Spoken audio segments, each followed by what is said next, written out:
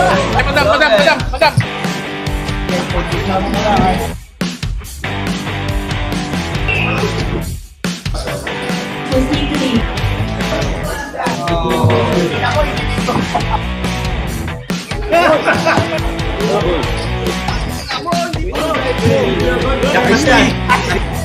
Blowing that kahat!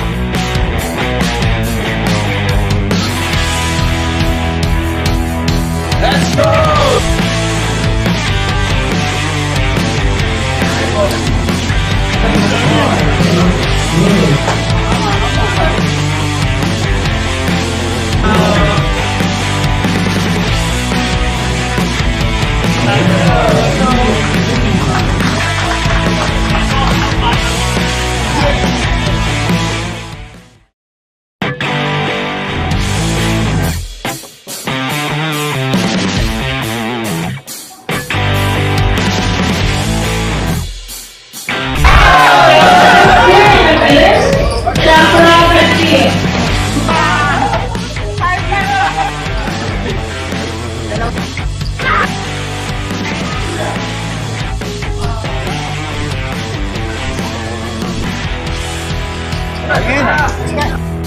Ay, madam.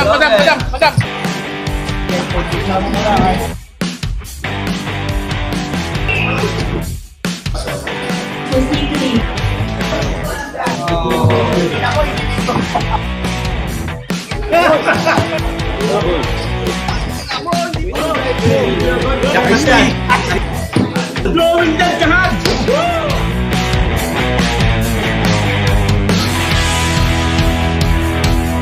Let's go!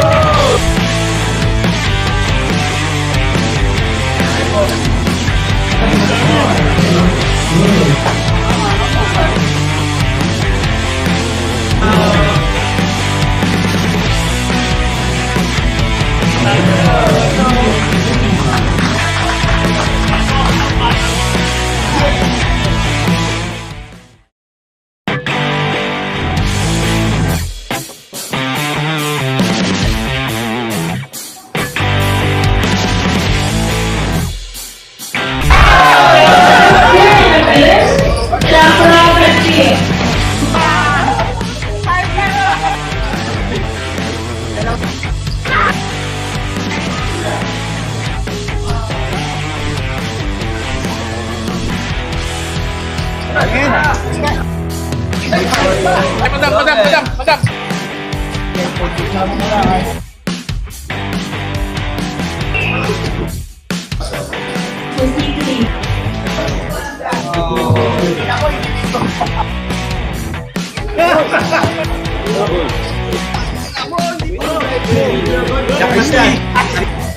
Blowing that kahat!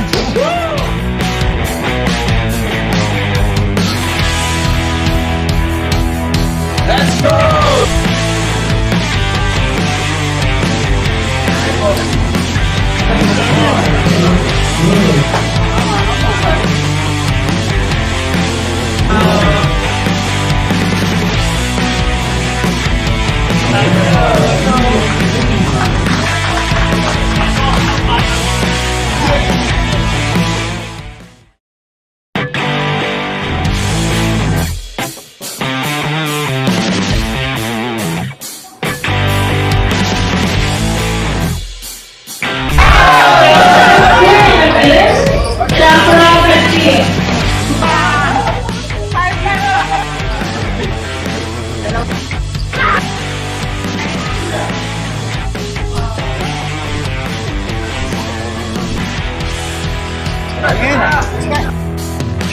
Ay, madam.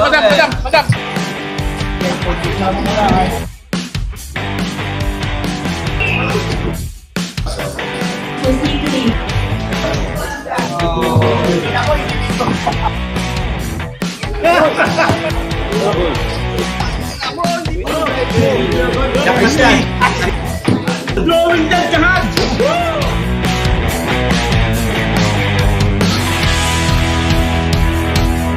Let's go!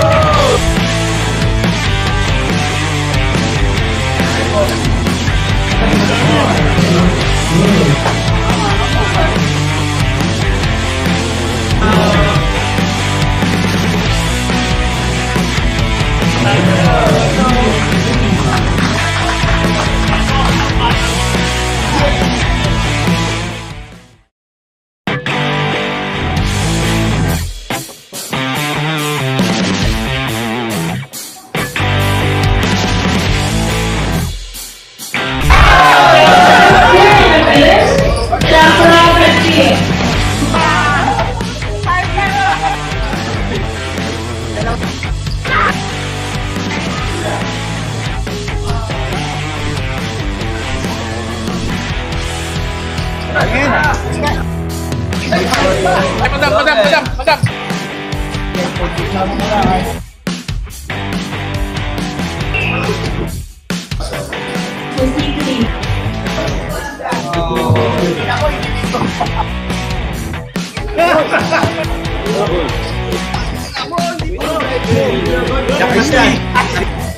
Blowing that jahat!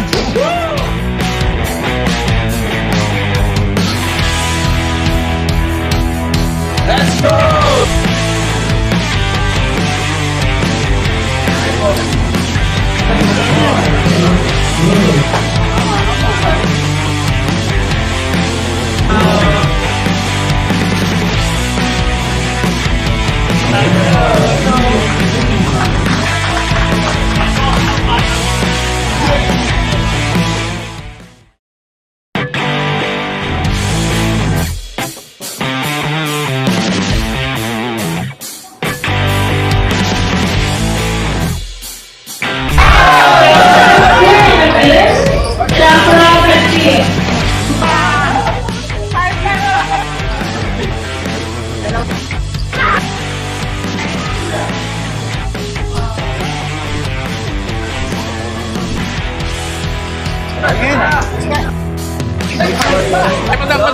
Madam.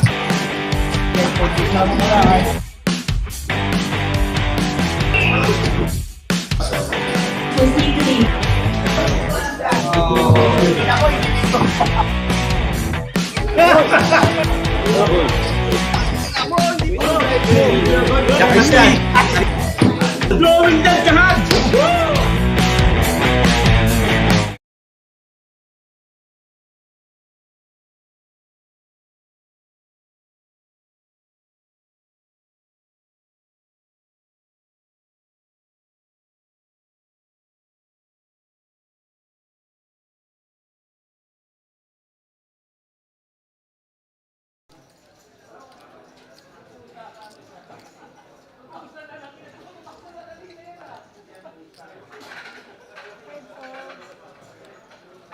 Six all in. Seven fold. Ay, wait lang. 5 fold, 6 all in. 7 fold. 8 and 9 fold. 10 fold. 1 fold.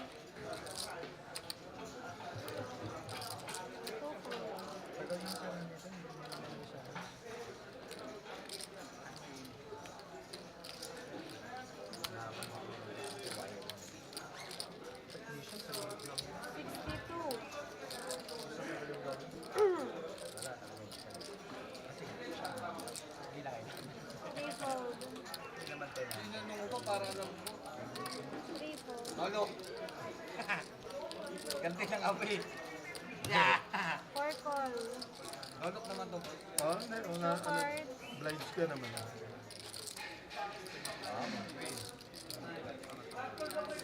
Blind card. Blackjack sa kabakaran. Blackjack. Ah. Queen na. Tatawagin pa ba si Jepoy? Ocho na sila. Jepoy!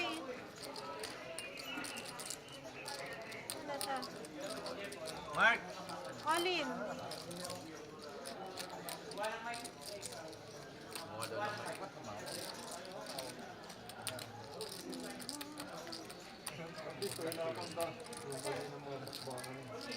Hindi ako nanalo sa'yo. Diretso na. Hindi ako nanalo sa kanya na may board.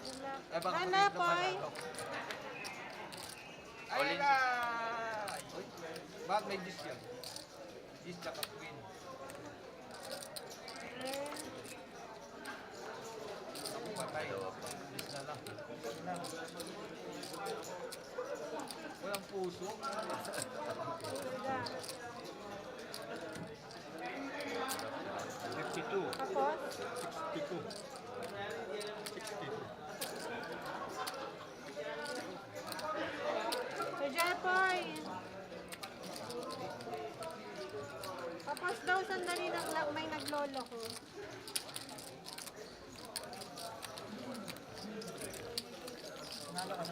Ayaw daw mag-follow ng camera. Ayaw mag-follow ng camera. Kaya yun sila.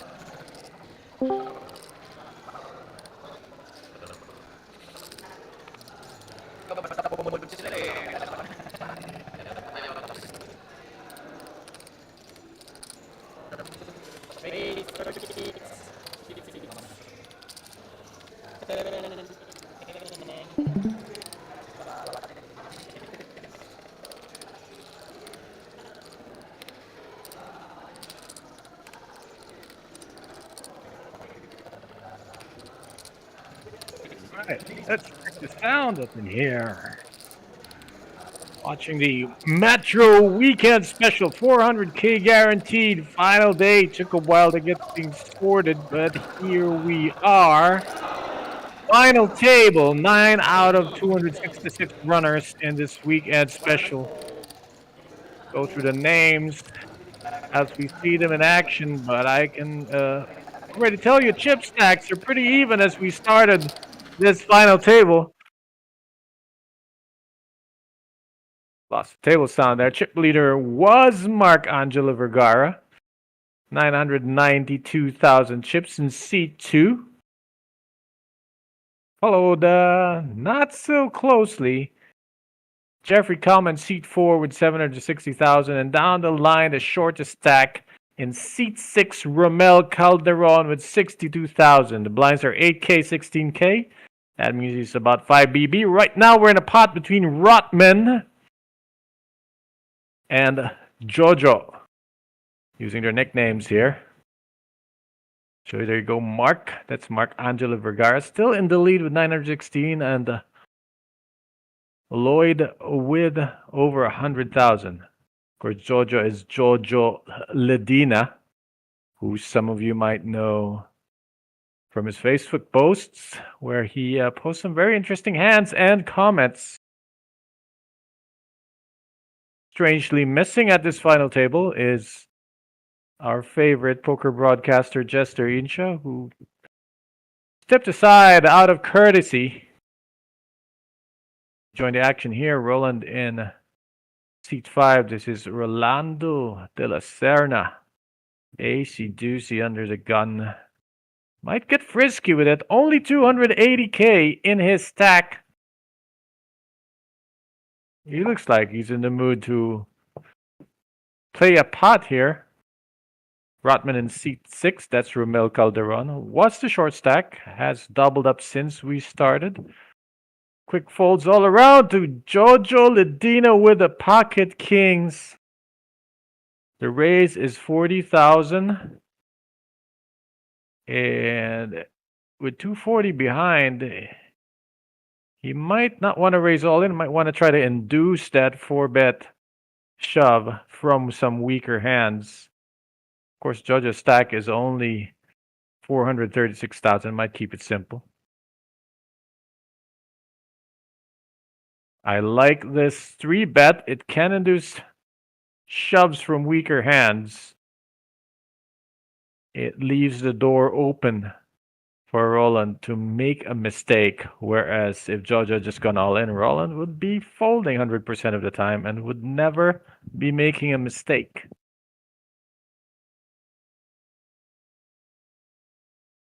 Door's not that wide open with 240k stack. Worst thing he can do here is flat call.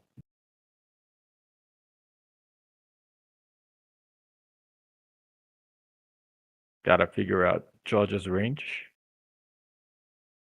Let's figure out how to get that table sound back. Those white chips, I believe, might be 5k a pop. We know the gray chips are 10k. Blue chips might be 1,000 each. The average stack's only 440,000. Yeah, shows the ace. Moderate pickup by Giorgio Ledina, moves up to third overall.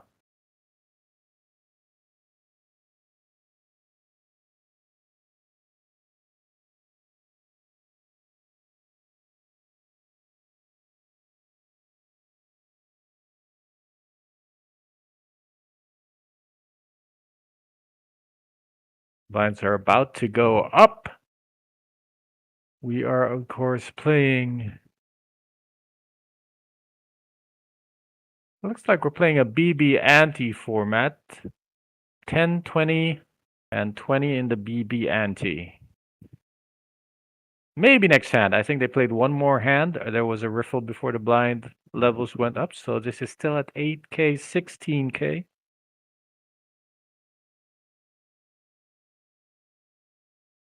Pocket ace is under the gun for Rotman. How to get 3-bet. He's definitely opening. With 278k, he wants to open for 40 and get re-raised. Just like what happened to Roland de Lucerna a hand ago. This time Rotman's got the hand to do it with.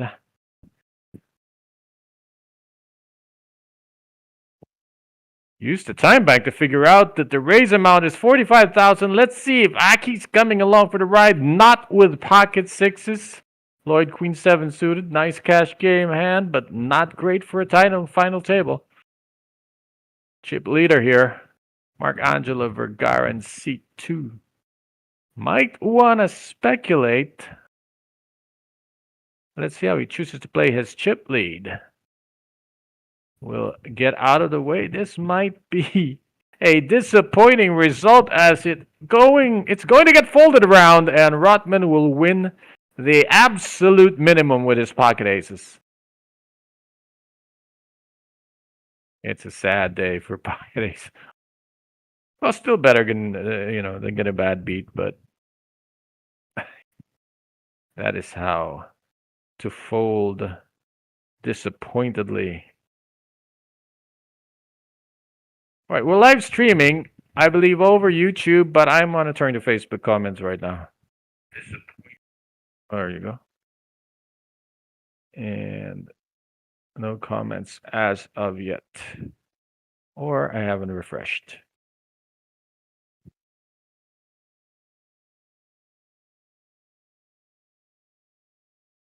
All right, on to the next deal. Each blind level is 30 minutes.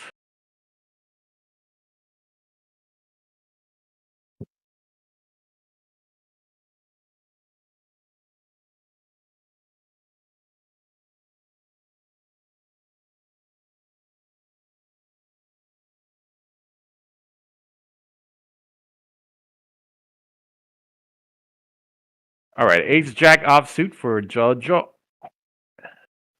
He opens for 40k.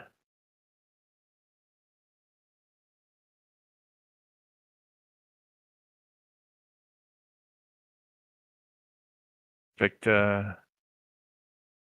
See some folds here with the garbage hands behind them. So far, we haven't seen action in a raise spot. We are gonna see it now as Nico, John Nico Easy. With an adventurous 3-bet. Could be good timing. Jojo's not at the top of his range here. Nico just trying to shake things up. Seen a lot of raise folds pre-flop. See if we can go raise 3-bet fold in this one. Only 60k to call, but it's the essence of the move that Nico is counting on here. Such a small 3-bet. It's a minimum 3-bet. Just clicked it right back to Jojo Ledina.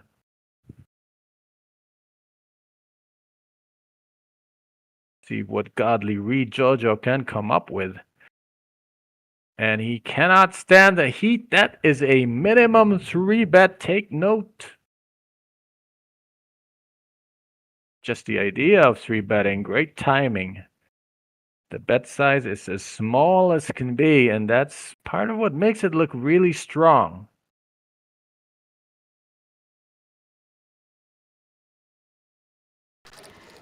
Oh, got our table sound back. Hey, shout out to Joe Mejorada, silent watcher of MCC. How many re-entries? There are no limits on re-entries in this Metro Weekend Special. As for your second part of your question, is there re-entry on the second day? I believe not. And if I'm wrong, somebody please comment.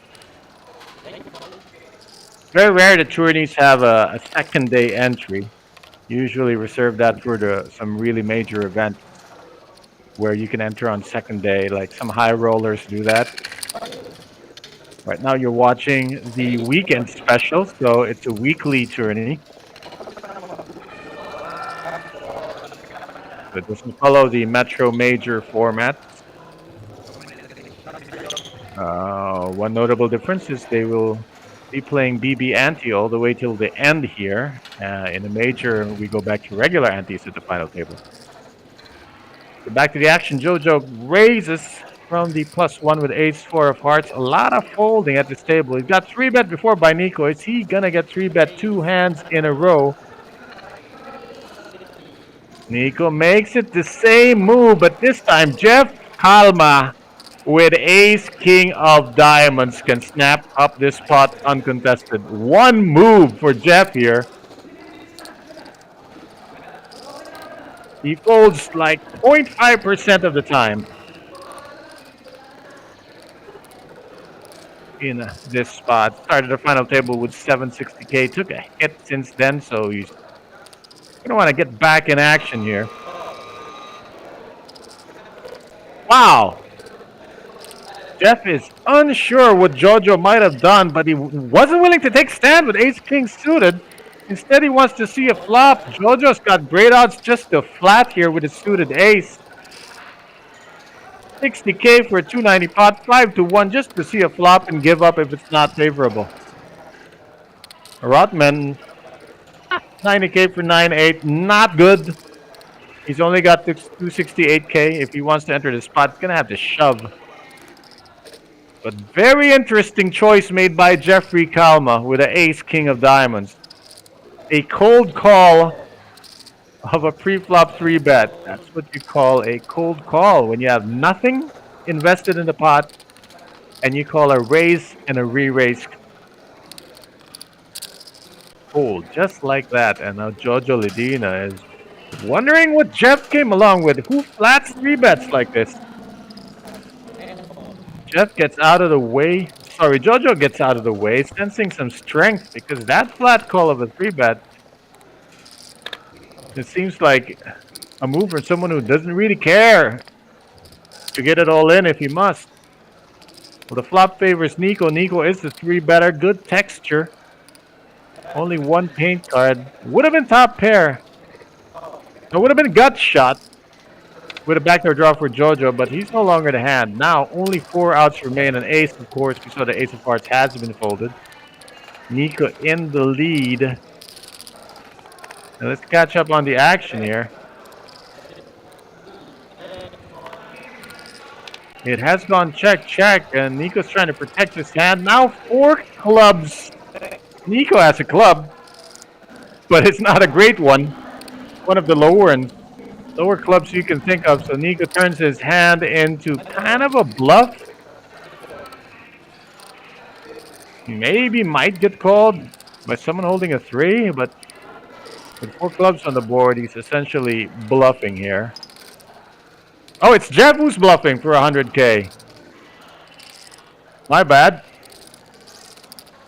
Well, Jeff has no choice but to bluff. He doesn't have a club in hand, and he takes this pot away from Nico.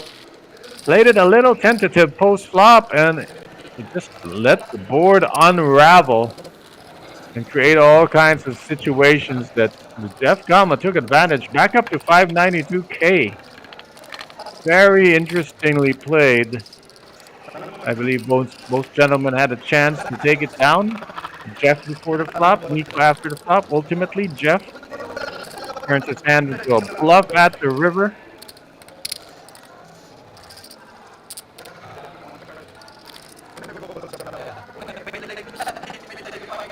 Jeff moves on up. Nico with a little bit of a failure to follow through on that 3-bet.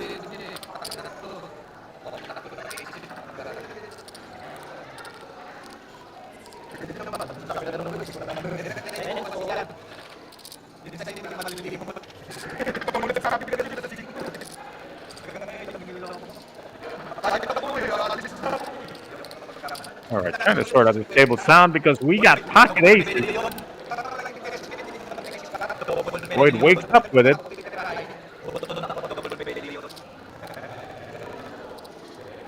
This is Lloyd Lim. Raises 45K like anyone would. He's raised it from the +1. When aces raise, nobody 3-bets. And this might fold all the way through to the blinds and be another disappointing, uncontested pot for the aces. I don't see how Roland can fool around with this hand. Queen 5 off. Rotman's got the unsuited connectors. Down to the blinds. Let's see. If Sid Rashid Haitao is going to defend with Jack 8 offsuit from the big blind, he got a good price for it. Likes that Jack, but the ace is showing. That ace saved him trouble because if it was a Jack high flop, Sid might be paying through the nose, but instead it's going to go check, check. Lloyd trying to disguise the strength of his hand, gets Sid to bet on that second pair. It might work. Kind of strange though. I mean, what hands does Lloyd open pre-flop that doesn't have an ace? A lot of pocket pairs in that range. And they all check the flop. So Sid has to piece this together. Instead, it's Lloyd as Sid checks again. Probably trying to keep the pot small. Lloyd finally deciding to get some value for his top set of aces.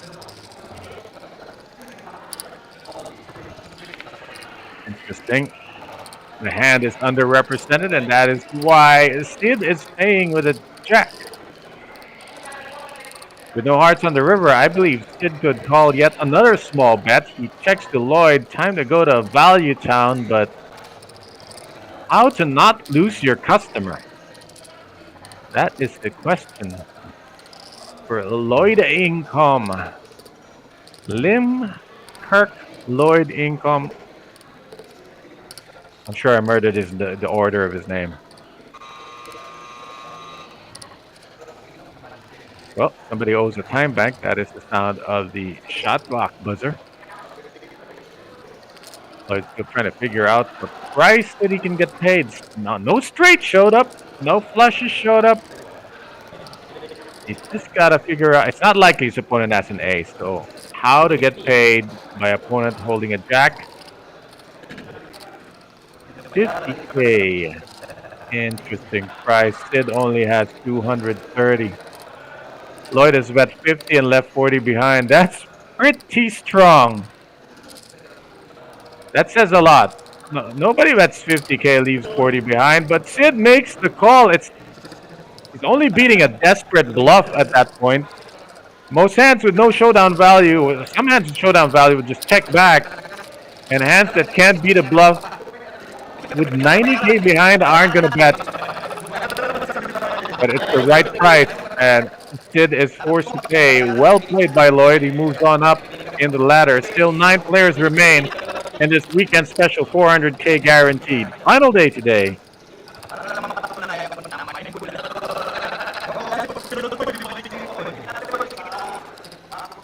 Some good Sunday action coming live, streaming live from the Metro Card Club, but the stream does have a security delay of 20 minutes.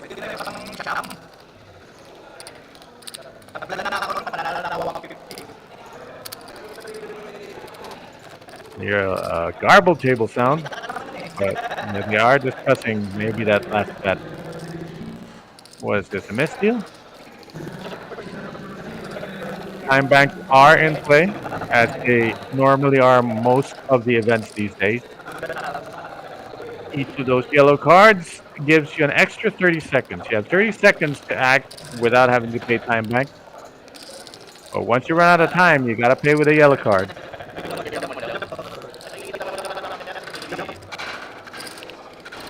For blinds for 10, 20, and 20,000, BB pays the ante.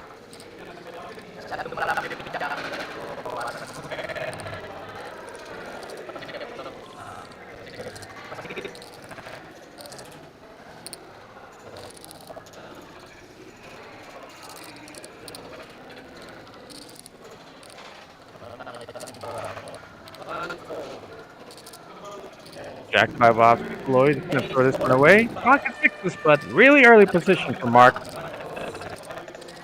Mark raises, makes it 45K. He is the chip leader.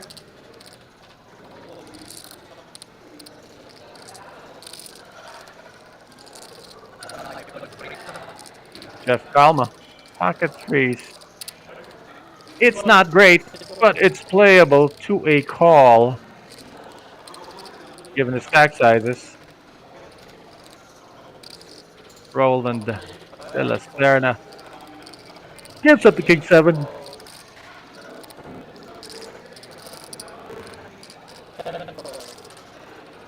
And Aki folds some dealer button with a dead man's hand. Sid down to 176K, about 8 big blinds. Nice squeeze opportunity here. It's begging for a squeeze. But Sid lets it go, and Jojo Ledino with king 4 off in the big blind. Wow. Getting almost 6-1 on his money, but it's such a ragged hand. It's still a good squeeze opportunity, though. Phasing a raise and a call. A 3-bet from the blinds. Pretty common in these circuits. Almost as common as the logo 3 is nowadays. So, Jojo comes along. He is rewarded with a top pair. King 7, 10, 2 diamonds on the board. Both pairs are under pairs to the board. This might check a couple of times, and as soon as Jojo so much as breathes on this pot, it will be over. King 7, 10, 5, 2 diamonds on the board. Jojo still in the lead with top pair, no kicker. While Mark and Jeff are basically only beating bluffs.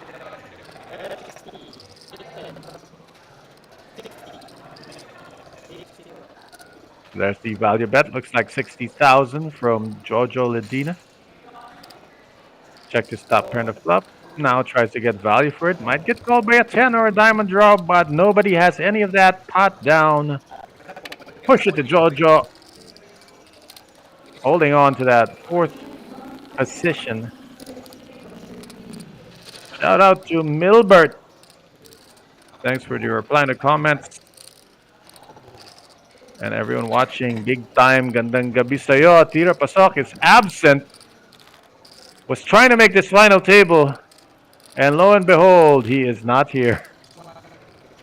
So, nagluluksa pa siguro sa isang sulok. Si Tira Pasok. To see another final table from Rotti, wearing the Rotman.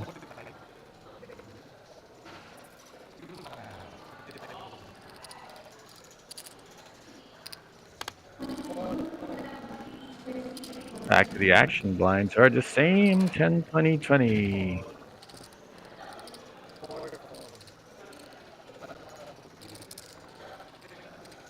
We take this commercial break as the screen is filled with garbage hands. 9-6 of spades looking good compared to the other hands, but still ultimately garbage. Rotman's got a raising hand if he chooses to make it so. From the hijack, 9-10 of diamonds, but more importantly, the action has been folded to him. And this is an opportunity to take the dead money, 50,000 dead in the middle. Raise to 45. Aki hasn't played a hand since we started the stream.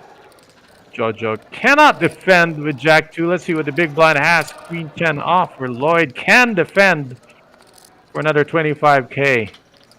And he dominates Rotman.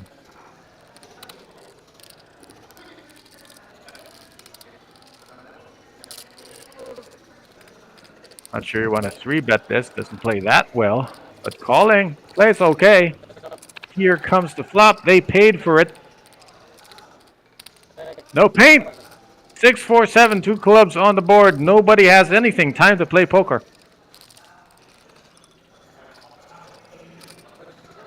What is the right size?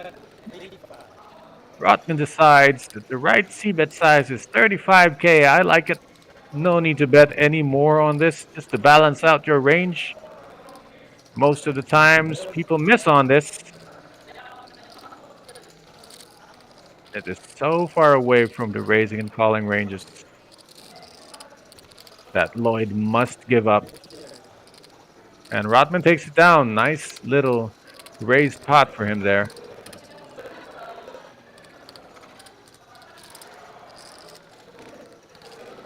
He received by Tao sit at the bottom, but not quite in the respirator. Still got about 8 big blinds. Got 9 minutes before the blinds rise, and it's gentle structure. Rises slowly. So nobody really in dire straits right now.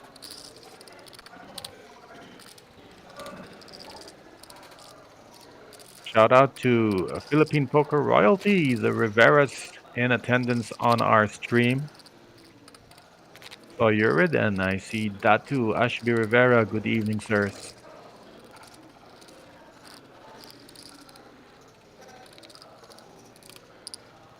Metro Weekend Special Final Table. Soldiers on. New deal, and in the blinds, John, Nico, Easty, Queen 9 offsuit. No need to think about that one, but this one's interesting from the +1. King, Queen of Hearts. And it's a click raise to 40,000 from Jeff. Still 9 players at this table. 266 entries. Total pot is as guaranteed, 400,000.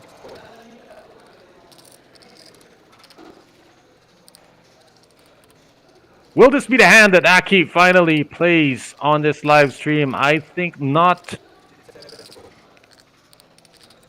Waiting for better. Did in the cutoff. King, Jack. Kind of the bottom of your calling range here. Stack is getting too short to play. And meanwhile, Jaw just got a re-raising hand. Their stacks are mid-sized. Should be interesting. Both gentlemen with 25 big blinds. More importantly, they're near the top of the food chain. These are the mid-stack players. They do not want to get involved in giant pots and lose their position. So Jojo elects to just flat call from the dealer button. Has an option to squeeze, but gives it up. His hand is too weak to do much of anything. So King, Queen, Broadway cards. And of course the board is no paint. Big paired board. It's a quick check from Jeff. I like a small c-bet here given the stack sizes. Like to put pressure on each other, and here comes the ace, and now it's a gut shot and a flush draw for Jeff, while Jojo has improved to aces up. Both gentlemen liking this turn.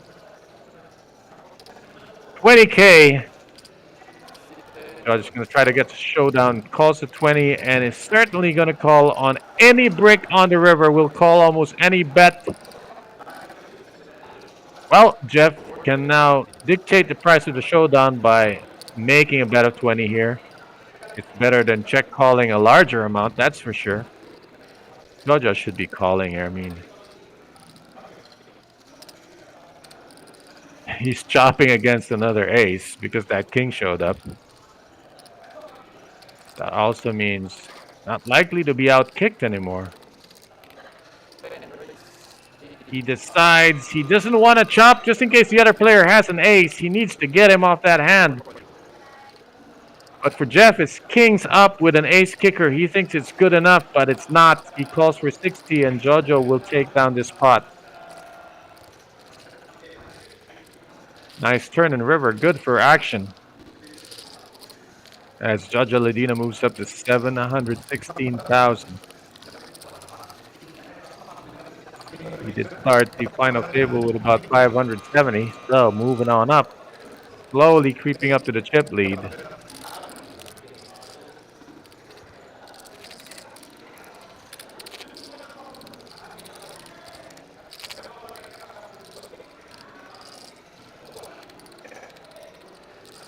Probably be able to play 2 to 3 deals with the remaining 4.5 minutes of this blind level. Level 24.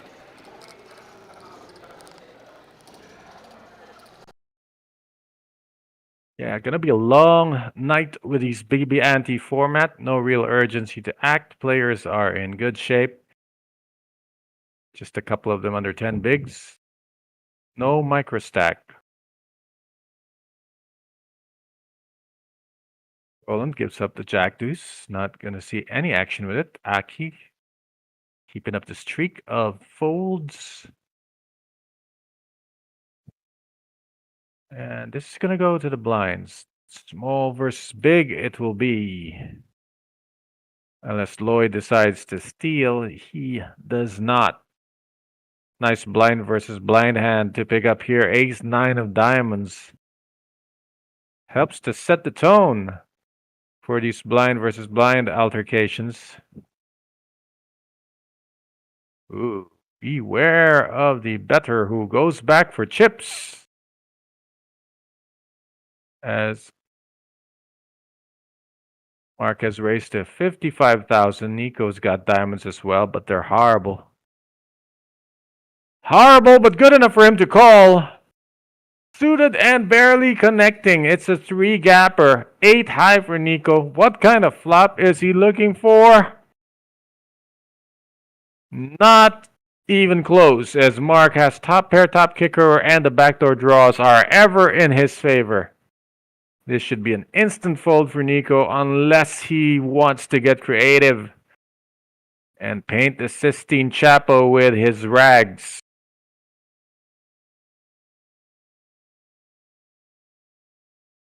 Going to try to make something out of nothing as he floats in position here. Second diamond, and now a gut shot has appeared. This would be enough for Nico to hang himself with, as Mark has checked. Nico's hand has improved, and I mean, this is why you float. When the guy checks the next street, you make a bet. That's the playbook, and Nico is falling right into it. Mark, a bit too quick on that call.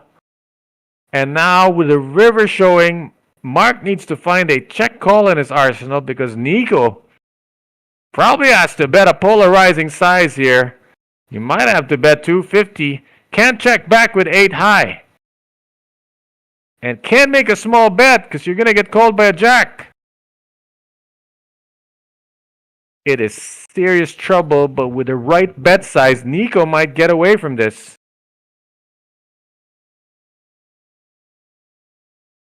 Wow, did he announce all in? That is the polarizing size we asked for. What a play! That is a Dame time 3 long shot from the logo with no time on the clock by Nico. 8 high, that's his hand. He's missed everything, and it's going to work out. Beautiful float. That, ladies and gentlemen, is how you float in position. But that it helps when the turn card improves your hand, but you need the guts to fire that river. In theory, it's easy, but on the table, wow. To pull off that move, that's cold-blooded. That is cold-blooded, man.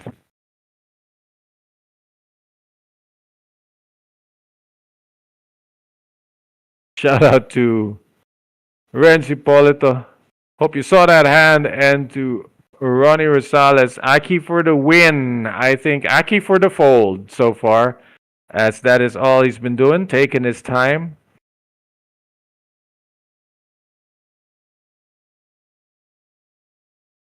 Aki is... It says here his name is Aquino Cruz. Which is interesting. It's two last names. So somebody named him Aquino as the first name. All right, back to the action. Rotman and the +1. Highlight play there by Nico. And he moves up. Doing that against the chip leader. Okay, Aki for the win. He's got pocket queens. And he's made it 45,000. First move he's made at this final table. You want to get some respect, but not too much respect. That is the balance you want in your image as a poker player.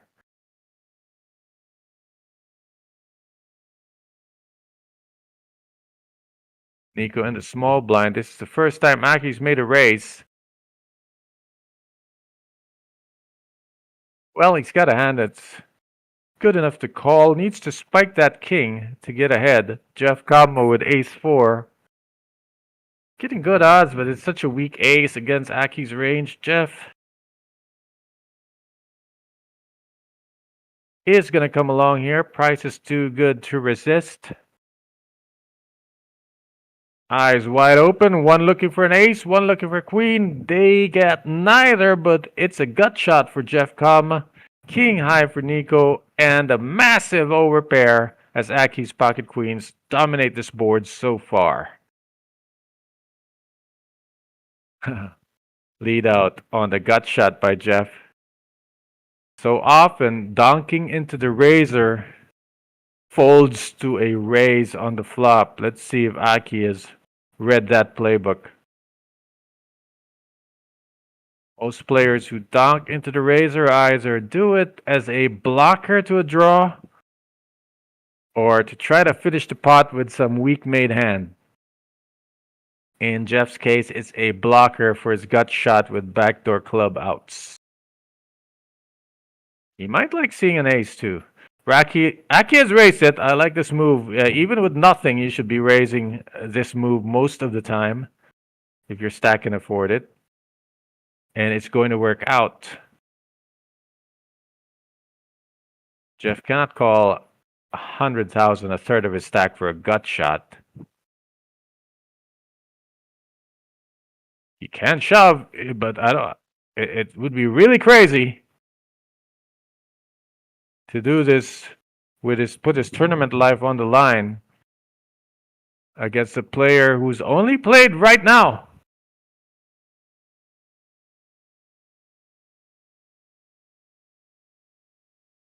Yeah. So a nice try, but his blocker bet was reblocked, and Aki takes down the spot. One shot, one make so far for Aki. Aki? Aki. I mean, if it's short for Aquino, it's Aki.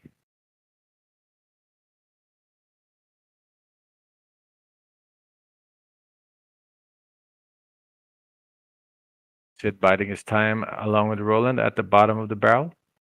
We got the weekend special final day. There we go. Let's put the clock in the upper left corner of the screen. When we get a break, we'll try to sort out these table sounds that we are not hearing.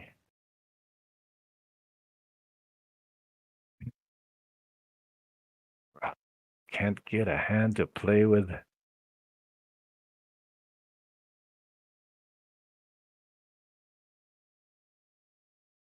Aki's already checked it, looked at his hand. One of the rare breed of players who looks at his cards before his turn. Jaja looks down at 10-4 diamonds in the middle position. Not playable, and even less playable is Lloyd's 10-3. And Mark's going to raise with ace rag from the cutoff.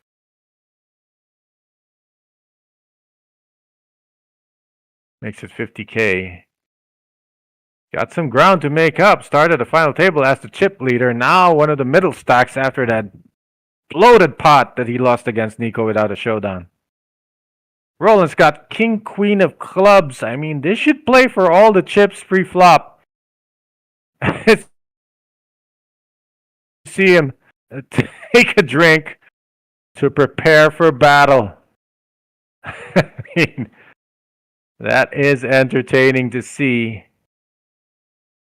Normally players take their action and then take a drink. But in this case, he's raised it to 50. He must. Mark is facing another 98K, 123K, sorry. Quite a big call. Not something you can do with ace rag, but Mark makes the call. He's going to try to put Roland out of this tourney, and he is ahead. The ace high is ahead. King, queen of diamonds for Roland, whose tournament life is on the line. He is the player at risk. You can see the all-in triangle next to his hand. And let's see how the flop unfolds. All blanks looking good for Mark as ace high is still out kicking Roland's king high. Now he hits a 6. Not that it matters, because whether or not, even without the 6, a king or a queen is what was needed, not an ace. And as it turns out, that is the end of the line for Rolando de la Serna. Started the final table with 320,000 in chips. Now has 0, but takes home 67.50 in cash for his troubles. Down to 8 players here at the weekend special, 400K guaranteed. A final table. And just like that, the blinds have gone up. Our blinds are now 10, well, it has been 10.25 since the last hand. 10,000 in the small, 25,000 in the big, and the big blind must pay the ante, another 25K.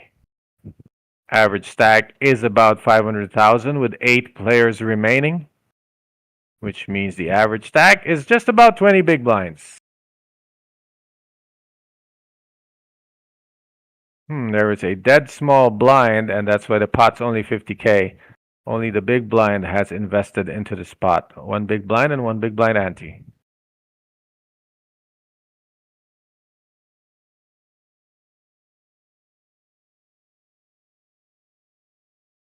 These situations, you might hear a player mutter, "Ako na lang may pera sa pot, kukunin niyo pa." Mark raises to 50,000. Unknown hand from the hijack. Let's see the response for Rotman. Horrible hand. And, well, he is going to defend.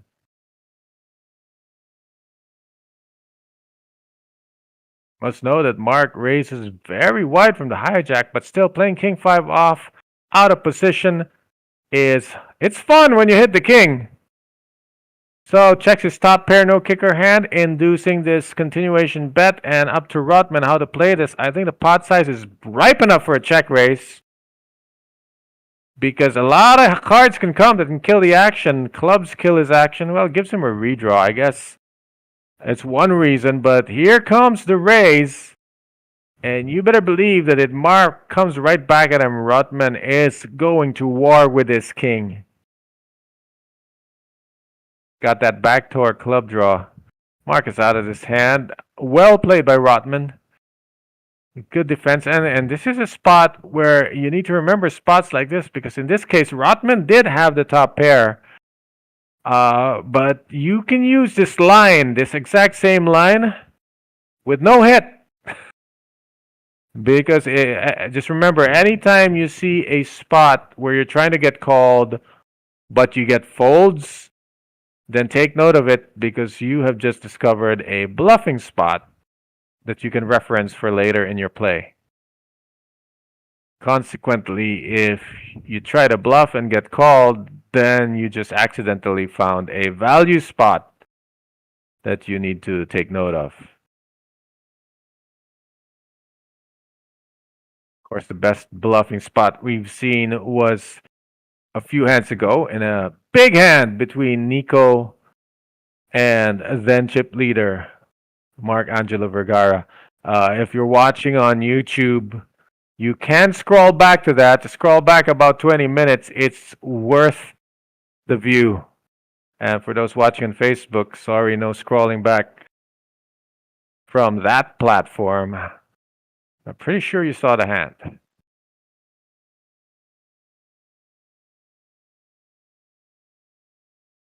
Another hand developing between Mark and Nico.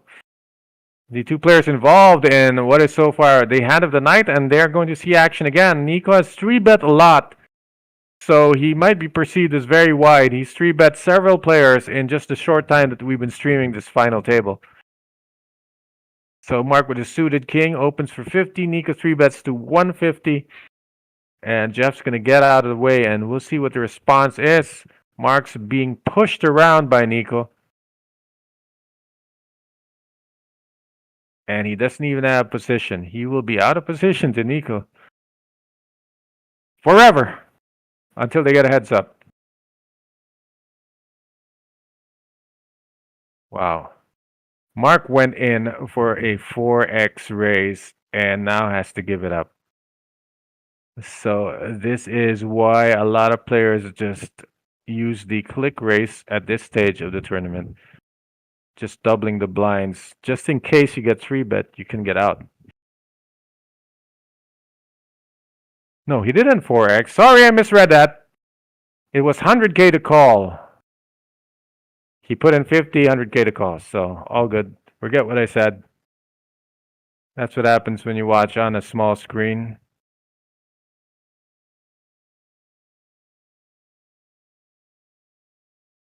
Here we go, next hand. So Nico gets the better of Mark in that previous one. We move on. Jojo Ledina is under the gun with what I like to call a poker max hand. If you know your Metro tournament history, shout out why 5 deuce offsuit is the poker max hand. 8-4 of diamonds once again for Nico. He played it to a raise earlier. This time it is unopened. Might be a case of favorite hand here. Gonna do a heat check. Not that the 8-4 hit anything earlier. It missed completely, but he won a big pot with it. Nico raises to 50K. And, well, look at what we have here. Aki is going to call along after Jeff tries to open a cascade of callers. Aki comes along in the small blind with 9-10 off. Jeff has the suited ace. And the flop comes perfect for Jeff and semi-perfect for Aki. 2 hearts on the board, 5, 7, 8. Top pair nut flush draw for Jeff. Top pair gut shot for Nico. And for Aki, 2 overcards and an open-ended draw. Something for everybody. This is Walmart flop over here, gentlemen. Aki's checking. He's checking to call, that's for sure. Can't give up to 1 bet with this massive open-ender with 2 overcards. Nico's bet to 60. Jeff's raised to 160, and now it's the cue for Aki to get out. Not so good for his open-ender right now. Still tempting, but not facing this action. I like this race by Jeff. He's raised 160, left 72 behind. He's virtually all in. Maybe I would have preferred he went like 130, but I'm pretty sure ending the hand right here isn't a bad result for Jeff. His 8 is vulnerable against possible overpairs. Nico's got the top pair. Wow. It is Aki who makes the move. This will send Nico right out of the hand. Aki is all in with his open ender and 2 overcards. That is a perceived 14 outer for Aki. But little does he know the hearts are no longer outs. Jeff will of course call with a top pair nut flush draw. What more can you ask for? These are the hands to go to war with. You can go all the way back to Phil Gordon's book. These are the hands to go to war with. Top pair nut flush draw, open ender 2 overcards. Unfortunately for Aki, he can only draw non-hearts.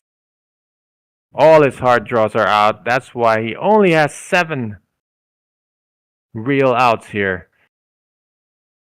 In the turn, well, he has 7 outs. Instead, we get a 7, which doesn't change anything. Still 7 outs. And that is one of them. Oh my goodness! Jeff Kalma has been eliminated with a top pair nut flush draw as Aki spikes the lower end of his straight draw, which by the way would have given Nico a dummy end of a straight. But what a hand! Aki eliminates Jeff Kalma, one of the stronger competitors at this final table in terms of experience. Aki for the win. Wow. That's why you go to war with those hands. I mean, if you're not willing to put chips behind those hands, then you're going to have to recalibrate your poker game, because you can't get to the end without winning those kinds of flips. And Aki took that one down. And never forget, he did have fold equity, just check raising over a bet and a raise. A little bit of fold equity. Ultimately, he got the exact flop he wanted for his 9-10 offsuit, so he wasn't going to let it go. Took it to the end and took a giant pot, practically doubling up because his stack sizes were kind of effectively the same when he went up against Jeff. Jeff entered the table 760,000, second in command. Now he is instead second player out, as we have 7 players left at the final table of this weekend special. 400K is the guaranteed prize pool. Aki hadn't played a hand the first 30 minutes, and then bang bang, 2 big ones.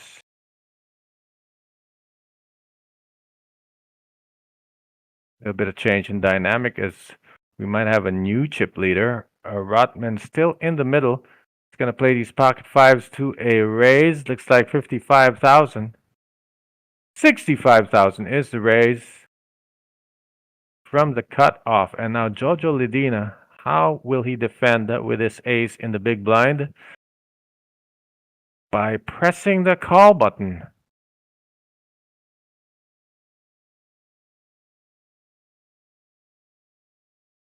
Every option is decent. Calling, folding, 3-betting. Jojo elects to call. We're going to see a flop. 5 is pretty much a dangler there. Queen Jack 4, 2 spades on the board. Nothing for anybody. Let's see if Jojo can find one check call in a pot where Rotman certainly must try to continue. Even a min bet at this point just to keep initiative. There we go. Looks like 35,000. It's such a nice small risk to take down a pot that was 165,000, and it works out.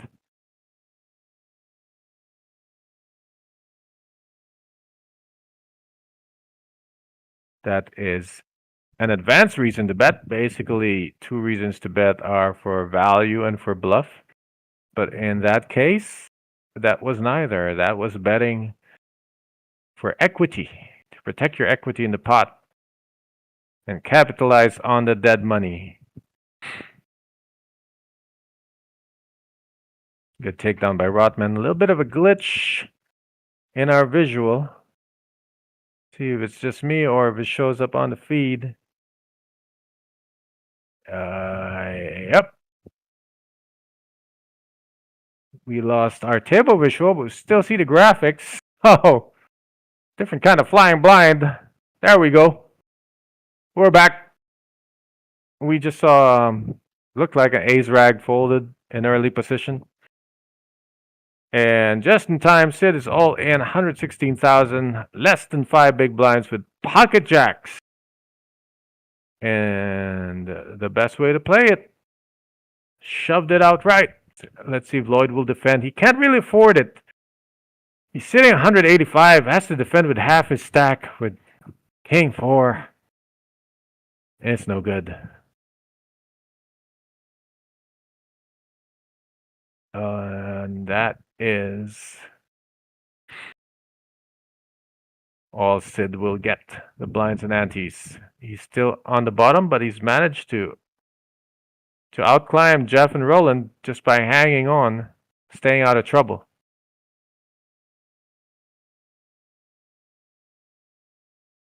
One, two, three, four, five, six, 7. As seats 3 and 4.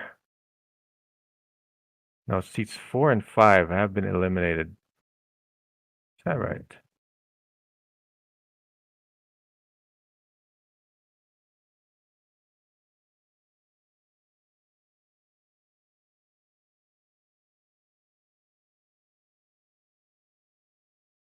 Beautiful room, this newly renovated Metro Card Club. You must come visit in Pasig City within the Metro Walk complex. You can just put Metro Walk or Metro Card Club on your Waze app. If you've never been here, if you've never played live poker, this is where you start. It's what many new poker players have found to be the most conducive environment to learn the game, to get better at it, and that is why the Metro Card Club is the home of Philippine poker champions. That's not just a tagline, that is the absolute truth.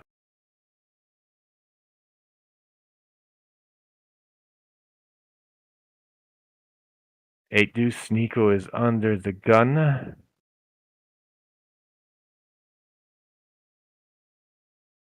But Rotman's open with less. See what he does from the +1. It is suited, but that's pretty much all that's going for it.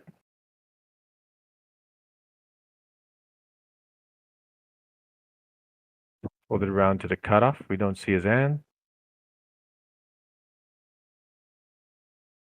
Well, it's Sid with ace queen and he's all in. Second hand in a row. Had jacks earlier, ace queen now. Might get looked up by Lloyd. It's too much. It's too much though. I mean, you like pushing with queen jack, you don't like calling with it.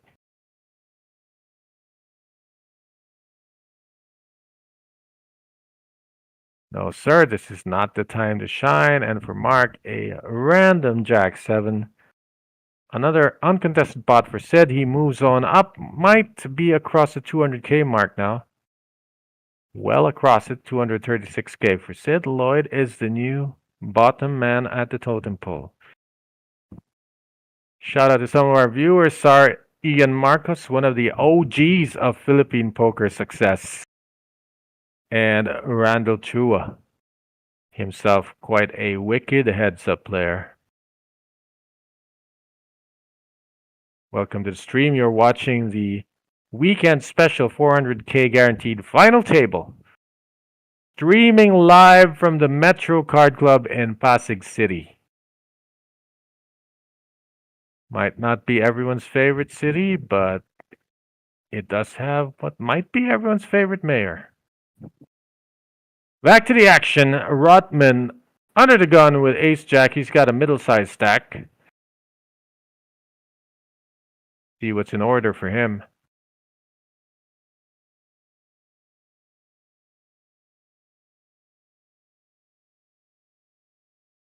Opening for 55,000. 60,000. And we see a slew of folds. Should make it all the way to the blinds. Lloyd has an interesting hand, but once again, with a stack this short, you'd rather raise than call with it. And Rotman will get through here unless Nico wants to float out of position this time. With one of the worst hands in Texas Hold'em. Battle for worst hand is between 2-3 offsuit and 7-deuce offsuit, but 3-4 offsuit is not that far behind.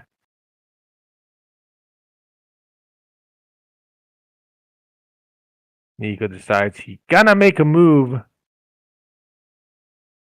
Sniffing this opportunity. Let's see if Rotman outsniffs him and 4-bets him all in.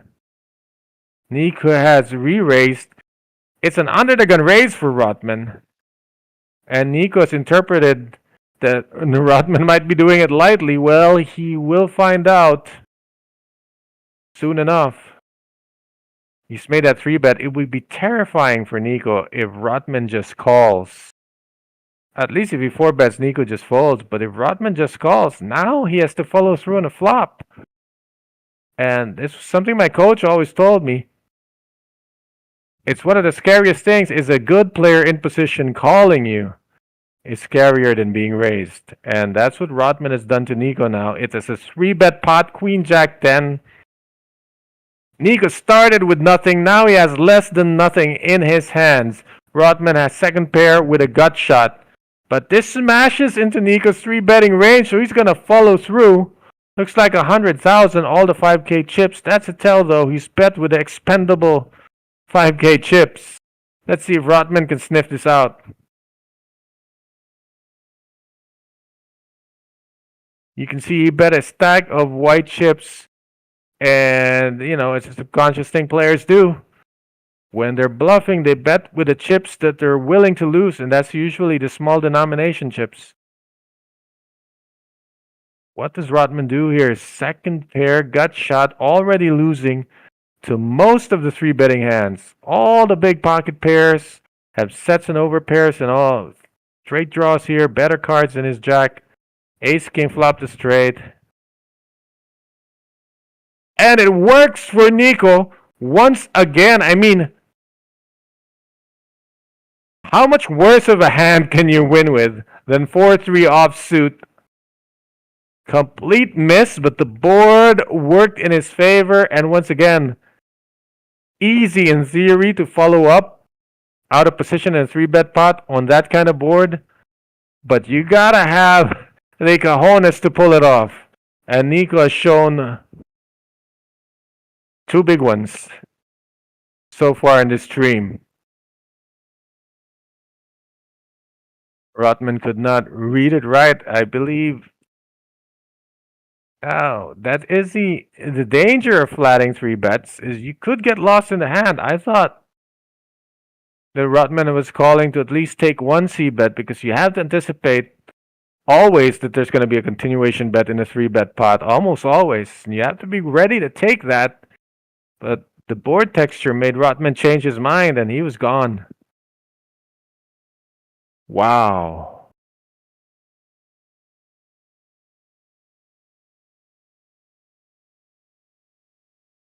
I mean, if this was an all-star game, Nico's in the dunk contest. Showing all kinds of flash and highlight reel plays. Back to the action now. Sid is raised to 65K, about a quarter of his stack with Queen Jack offsuit in the +1. Folded around the mark with pocket 8s. He can put them all in here. Keep it simple. And see if Sid's willing to take a flip. Flat calling here just opens the door to have other players come along or get squeezed. So Mark is going to raise it up and try to commit Sid. Into the muck or into the middle? 3-bet to 150. Nico's out of the way. Decision time for Sid. You do not want your tourney life on the line. Calling a 3-bet with Queen Jack offsuit. You can fold and still have 171k, which is good shape. Close to 7 big blinds. Don't do it! I mean, normally I have better odds than 29%, but I believe one of the queens and jacks have been folded.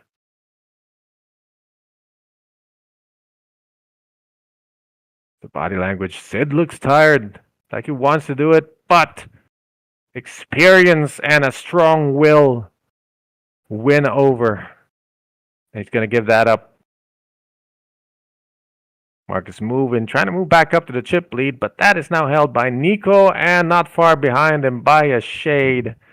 Aki with 958k. Shout out Jester Insha. Where are you? I thought you'd be at the final table.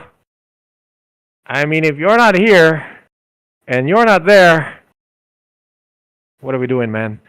20 seconds before the blinds race, we're going to play one more hand at 10,000, 25,000 with a 25,000 BB ante. BB ante format for this one. These are the tourneys, like if you're anywhere within an hour, hour and a half to Metro Card Club and you really want to cut your teeth on your poker tournament game,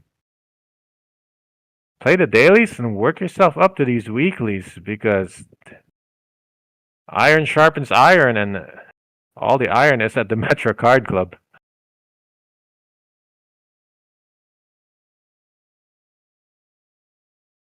Indeed, must take a break with King Deuce offsuit. Jaw just got ace 9. One of the worst unsuited aces. Can't make straights. Always gets out kicked by the bigger ones. But Jaw just going to play this to a raise.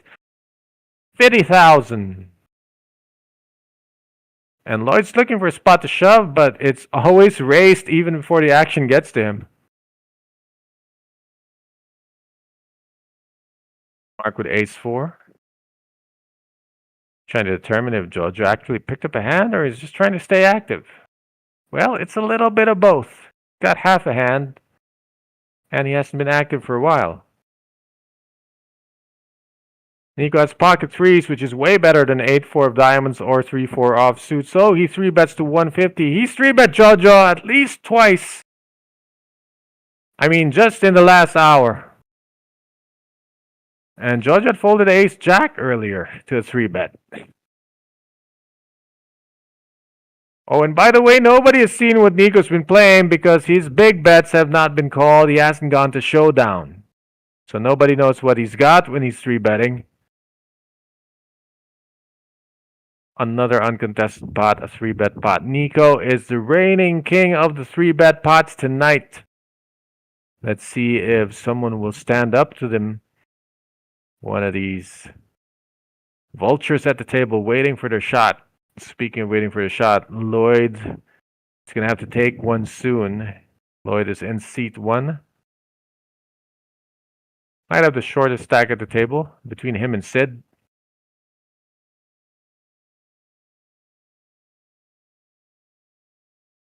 Shout out Dave Mugglod watching from Macau, China.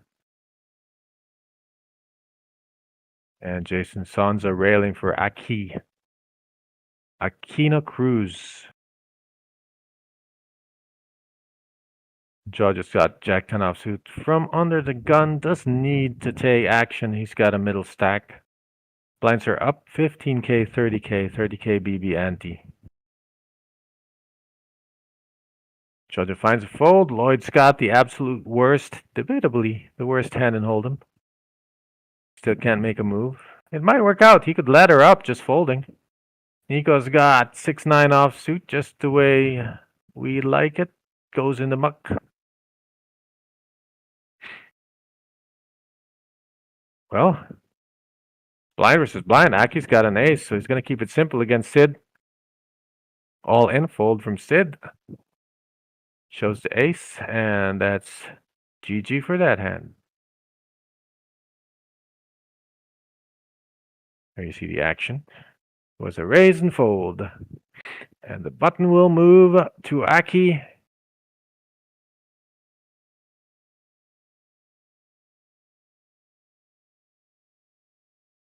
Gonna be a scheduled break in 26 minutes. I need one for rehydration. Shout out watching from Santa Maria, Bulacan, David. Shout out to you, David Labay Jr. Where's the action at in Santa Maria, Bulacan? Any live action? From Bulacan, is it better to drive to Pampanga or drive into Metro Manila? Pampanga's farther, but I think you get there sooner. I don't know.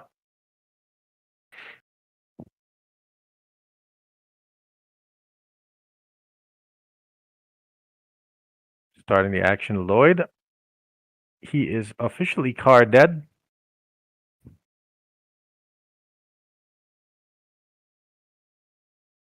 Folded to Nico in the hijack. He's got King 7 of hearts.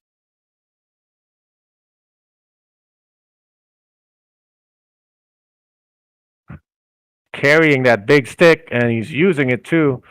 He opens this one for 60. Rotman's got 9-8 of diamonds. It's favorite hand time for Rotman. The suited 9-8. Is he ever folding this?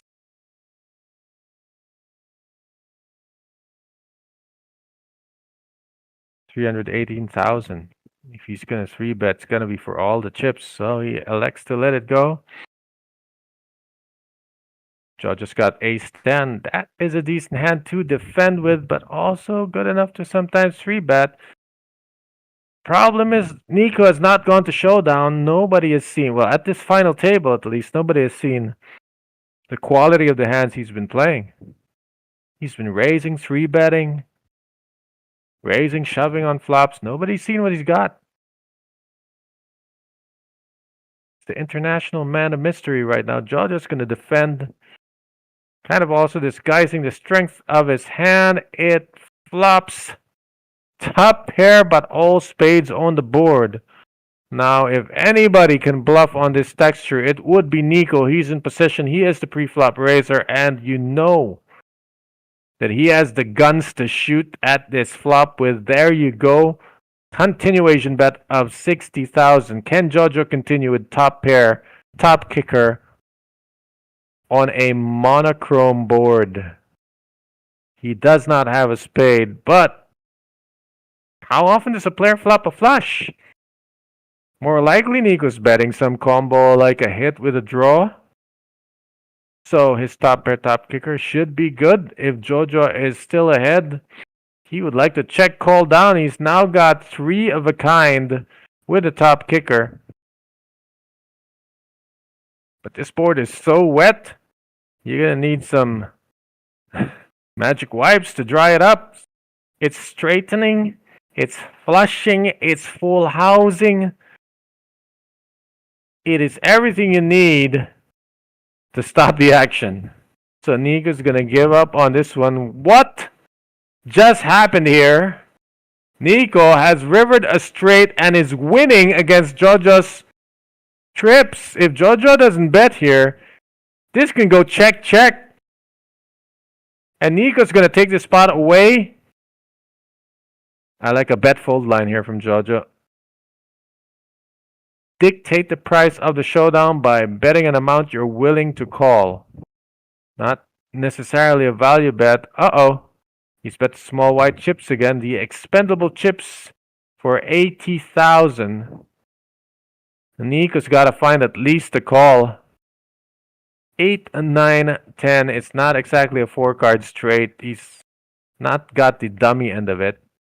And now we're finally going to see Nico at a showdown. And they're going to see that he opened with King 7 of hearts. Jojo's going to see he got rivered.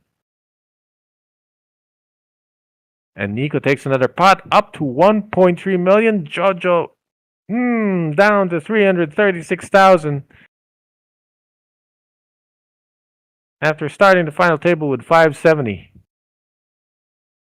How did that one get away from Jojo Ledina? Well, board texture was crazy wet, so he didn't want to go nuts with his top pair top kicker.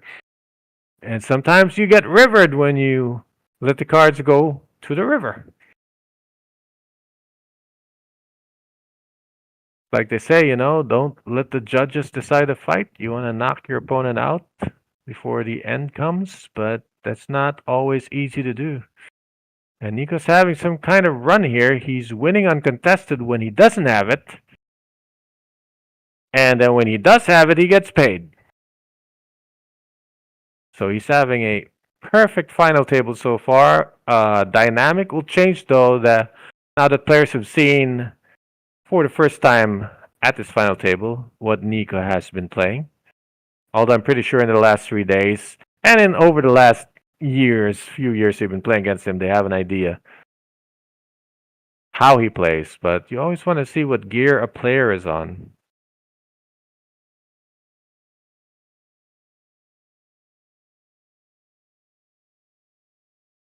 Ace-9 for Aki in the cutoff. Looks like an all-in and some kind of quick shove from Sid.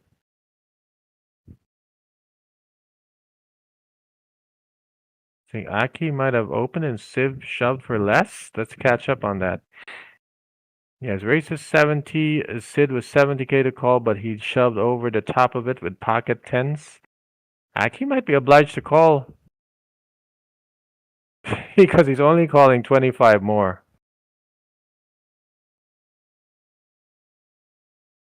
And they're going to table the hands. Pocket tens looking good. Looking to double up against Aki.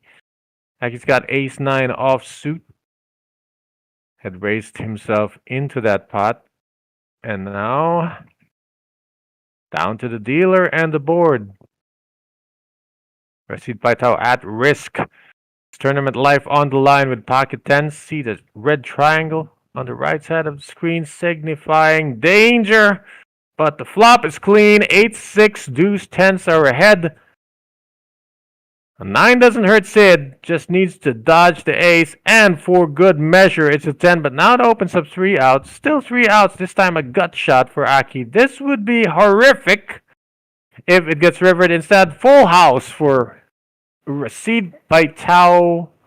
Sid doubles up. He started the final table with 108,000 in chips. And now he's doubled up, and he's moved up to 265, courtesy of that raise and Judy call from Aki. Blinds are 15 and 30, 276 for Sid, 9 big blinds. And now the man in the spotlight is Lloyd Lim. Of course, he's in the small blind now. He folds this because we're playing BB ante. He won't need to spend a single chip for another round. Of course, he'd rather have a hand. Let's see what transpires.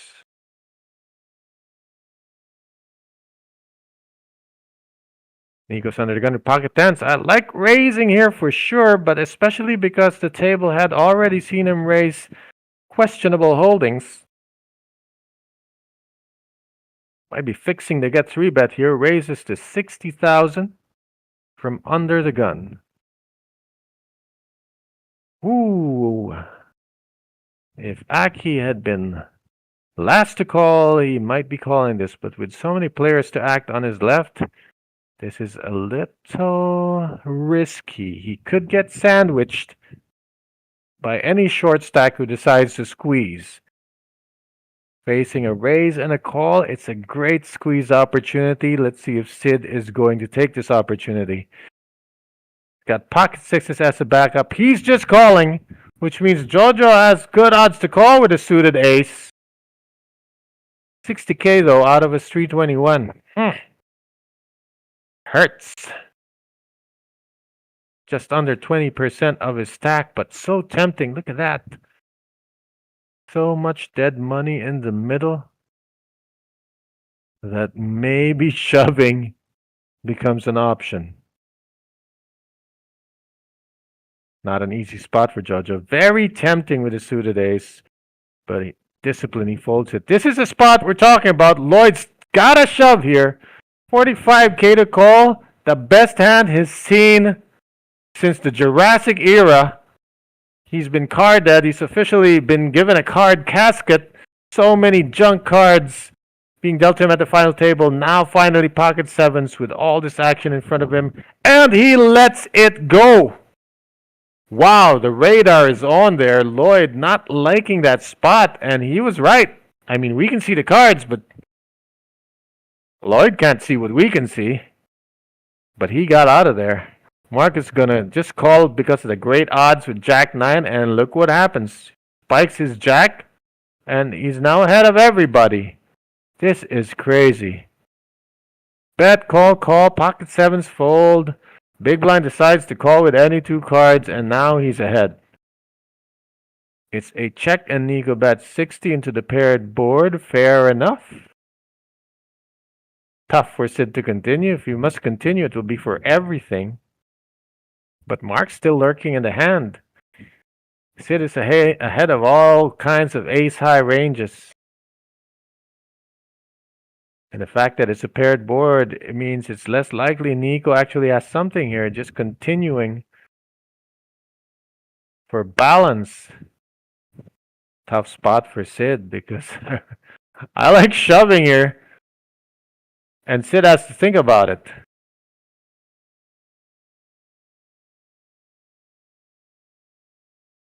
With Nico, C-bet into 3 players. Sid lets it go. Discipline, experience. Mark check calls top pair as he should. Might take Nico to reverse value town by check calling all the way. A queen. Puts a bit of a scare. 2 diamonds on the board. And now Mark doesn't have the top pair. Let's see if Nico has a second barrel in him. Does not. Goes check, check. The river's a 7. Would have been a set for Lloyd. But he's not in his hand. Mark earns the check mark. A little bet fold line here. Try to get value. And fold to a raise. That's the plan. 85,000. Nice amount. Nico can look him up. He has to figure what draws missed. What does Mark check call on Jack 4-4 rainbow? He can easily have a 4, having been sucked into this hand from the big blind. He's never betting 8s or 6s or 5s this way, so Nico decides to fold. Great fold. Mark went for value, but well played by Nico to get out the way. He is still the chip leader, but Mark is now back in familiar territory, also in the 1 million mark with the final 7 players here. Lloyd had a shot there with the 2 7s, but he said no thank you. And must now move on. Sure, he's telling these players he would have had a set there. But woulda, coulda, shoulda.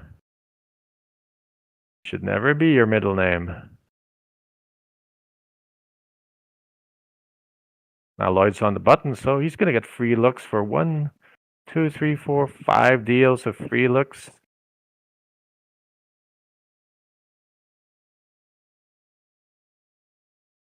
He only has 100,000. The blinds are 1530.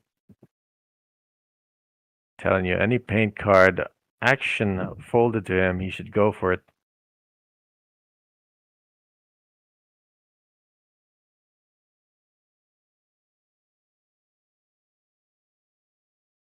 Rotman and Aki, take it easy. Sid doesn't have a hand. Jojo barely has a hand, so here's the opportunity. Nope, Lloyd's just decided he's going to keep folding and wait for 4 people to bust out. Mark's got Jack 8 off, folded to him. Why not? It is blind versus blind, but hello. I mean, safe to say Nico has a 3-betting hand because he's 3-bet with 3-4 offsuit. He can certainly 3-bet with this one, but I mean, because if he plays a flop with it, there's so many overcards. So I believe Mark has completed and tried to see the flop cheap. Nico has made a race. So 50K to call, Jack 8 off.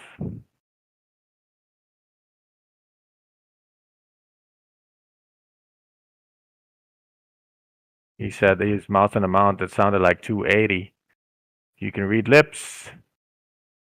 And yes, it is 280,000. That was the plan. I like this. Completing a small blind and then bang!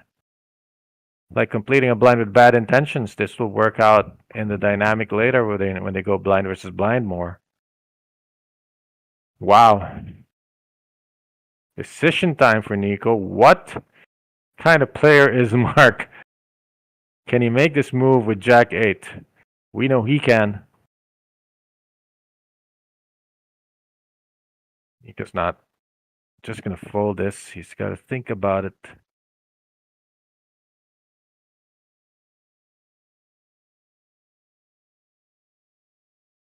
They are the two biggest stacks on the table, so it's not the person who you want to tangle with, but Nico has wow! He has figured it out! And once again, he's outplayed Mark here. Mark cannot call with Jack 8 offsuit. Nico, the radar is on. I mean, he's got Mark Angelo Vergara on a leash, keeping him in control. 4-bet shove with a pocket sixes in a bloated pot there, blind versus blind. Wow, talk about move over move. Mark had a great idea, but Nico had a better idea.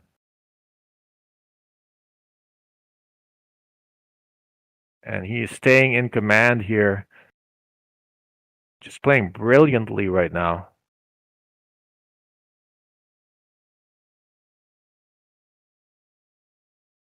Nico is cooking. And there's 7 players left. He's firmly in command. Average stack is 570,000. He's easily got double that, especially after getting dumped an extra 280K from second placer Mark Angelo Vergara.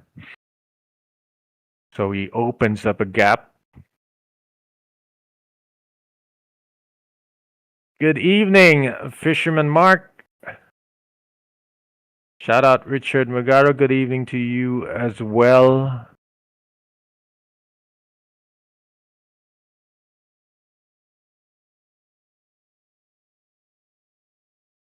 You're watching the final table, final 7 players of the weekend special. But as I sit here, it is the Nico Isip show so far. Jojo Ladina with ace-jack offsuit in the hijack folded to him. This one plays itself. Do you shove with 11 big blinds? Especially with Lloyd sitting to your left with a micro stack. Jojo's going to shove. Does not want to get outplayed. Lloyd's got garbage as usual. Gets out the way. Well, Jojo has made a raise where he can only get called by better hands. Every weaker hand's going to fold, so he's really raising just to shut down the pot. Rotman's got Queen Jack of Spades. It's suited, but he's going to be calling for his tournament life in this situation. It's not great. Looks good, but ultimately Queen High. Which means King Deuce is a better hand.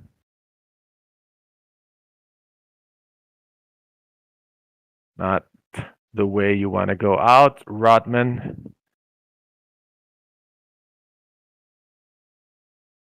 He's going to have to bust on his terms. I don't think this is a spot for it.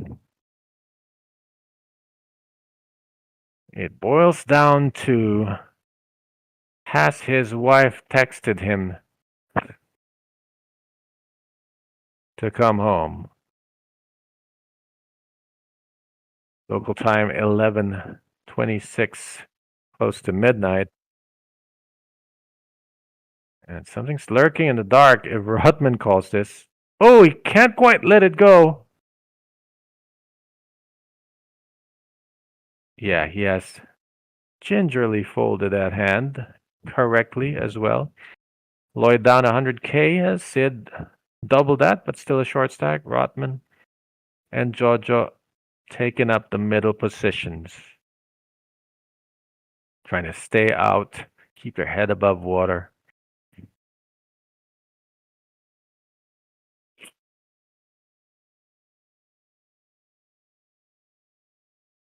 Gonna have a break in 6 minutes. I need a water break. Possibly 3 to 4 deals from now. And we'll see if all 7 players will make this break. Talking about you, Lloyd, in seat 1. As Sid folds queen 6 off, Jojo will show us what he's got. Or not. Wow, Lloyd stays in that card coffin. Folded the mark in the cutoff, queen 7 off. He's been very active, had an up and down ride so far at this final table. Started as the chip leader, but has likely lost every pot he's played against Nico. Rodman can't call from the small blind, but Aki's asking. He's got 8-5 of diamonds. Seems to be well outside his usual range. 40k for a pot of 145. 3.5 to 1.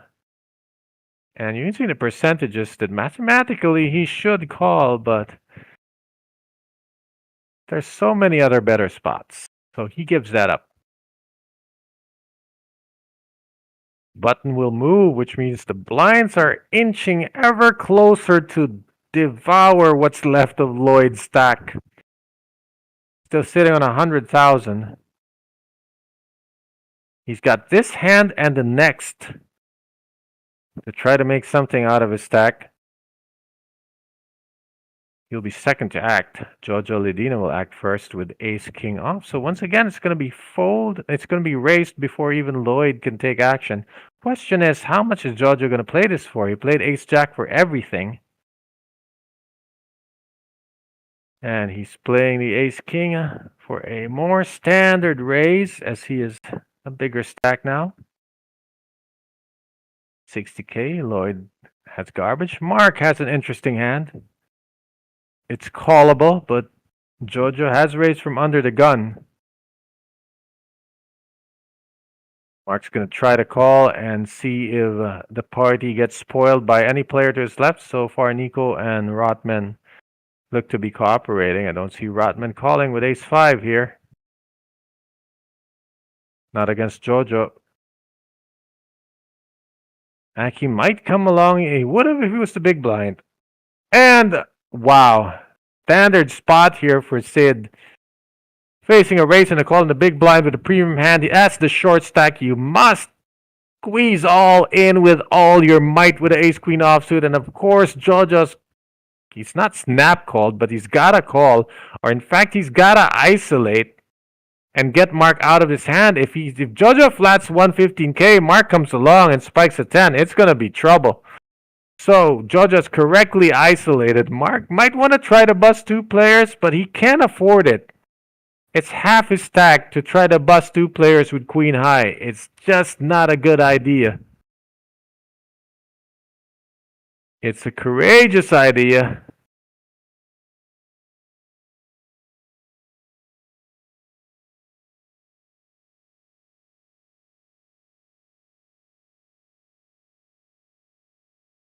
I hope it doesn't cost him a time bank. No, he's folded before it had to cost him a time bank. So now Sid is all in for this tournament life. Life on the line with a dominated hand. It's as bad as it gets in a Texas Hold'em tournament. He's got a 3-outer, got to spike that queen, but we know one of the queens has been folded. There goes the ace. It changes nothing. Sid is still needing one of those 2 queens to appear on the turn and or river. Not there. Is there a chop in the works? There is none. He must have a queen or it is over. Receipt Vital has busted in 7th place. taking 11,250 home with him. But more importantly, Lloyd has laddered up, folded every pair of cards that's been dealt to him, and he's now laddered up all the way to 6th place, guaranteed 14,250. Congratulations for Rashid Paitao, who did start as the second shortest stack at the final table and made it this far. Nice deep run on this weekend special 400k guaranteed final day. 6 players remain. One more hand to be dealt before a break. And let's see if Lloyd, on this last chance before the blinds, he's gonna hit the blinds in the next hand. It will be much higher, but with this garbage hand, wow. Yeah, because if he doesn't make this move, he's gonna be playing blinds in the next hand anyway. So he's gonna take this queen eye hand. Mark's gotta isolate.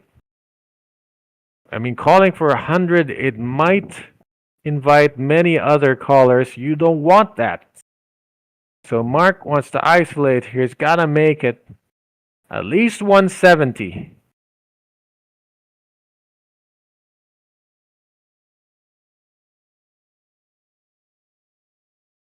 There you go.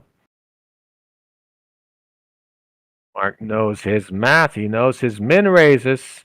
And he's done exactly the minimum 3-bet 170. Rotman will now have to get out the way. Let's see if the isolation play works. If Aki did not have queens, it would have worked, but he does. There might be a re-isolation here as Aki is all in for 738,000. So let's recap. Lloyd says, I'm all in from under the gun. Mark says, guys, I got this. And Aki says, no, you don't got this. I got all of you. So Mark gets out of the way. Dead money. 170,000. So 70,000 already gone the way into the side pot for Aki. And now it's all about Lloyd trying to spike trips on this board somehow. Some kind of one card straight. One card flush with the hearts. These are all slim chances, but anybody can dream. Here comes the flop. Not a heart in sight, not a 4 in sight. He might be drawing almost dead. He needs to spike 2 4s in a row, maybe put a 5 out there. Drawing dead on the turn. Lloyd doesn't even make the break, but he does finish in 6th place. We'll have 5 players return to this final table after this 8-minute break. You can see the clock on your screen, so we'll take this break. 5 players remain in the Metro Weekend Special. Be right back.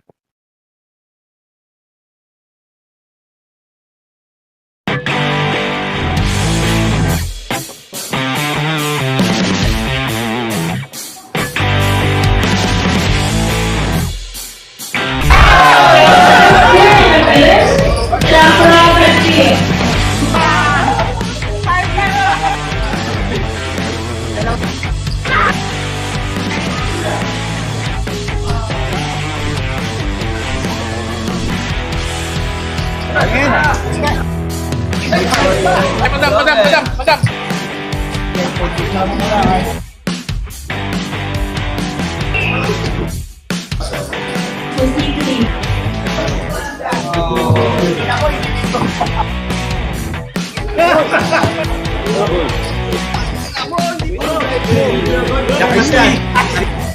Blowing that hand!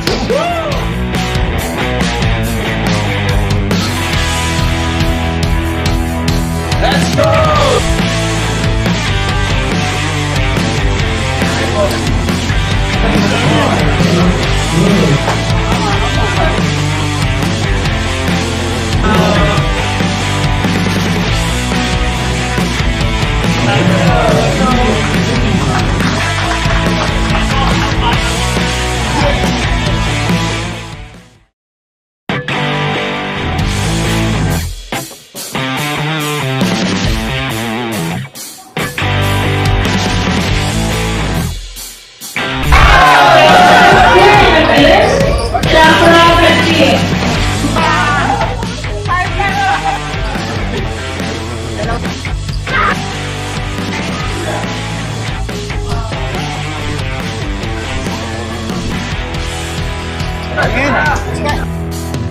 Ay, madam.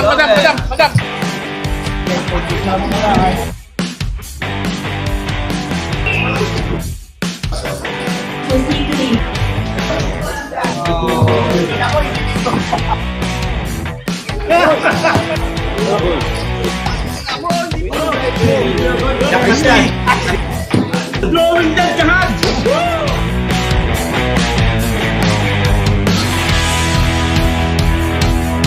Let's go! Ay, madam.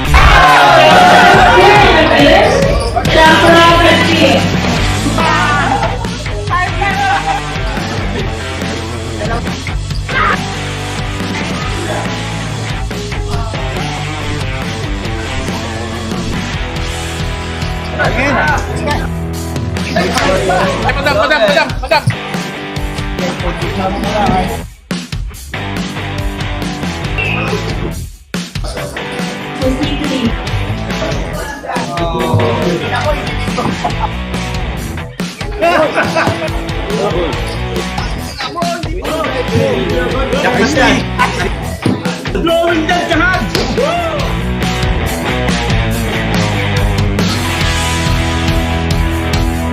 Let's go! Ay, madam.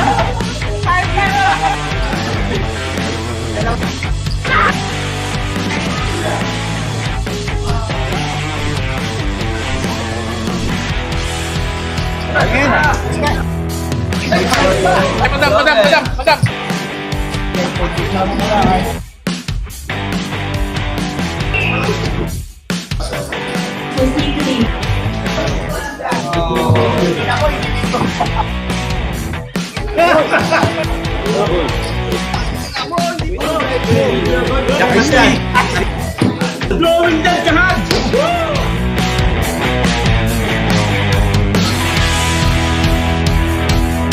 Let's go!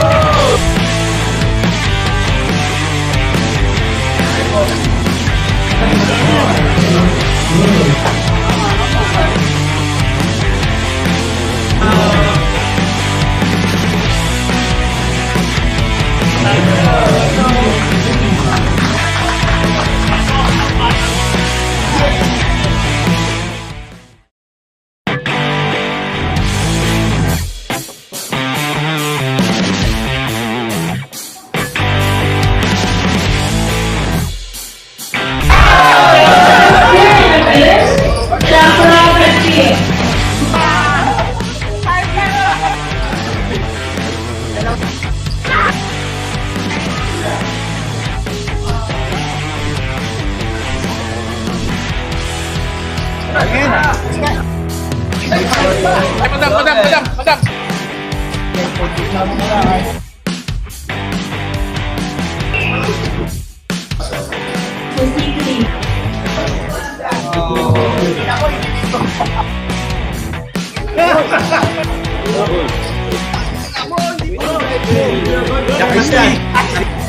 Blowing that jahad!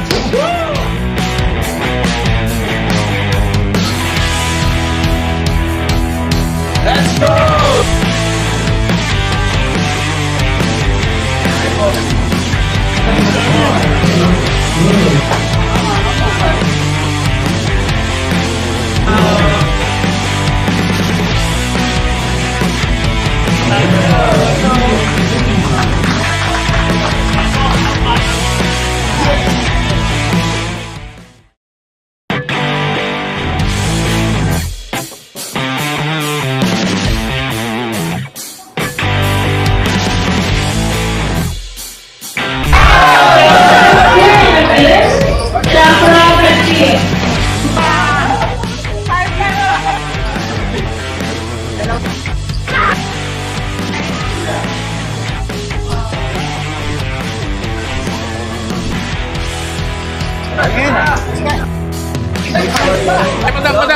madam.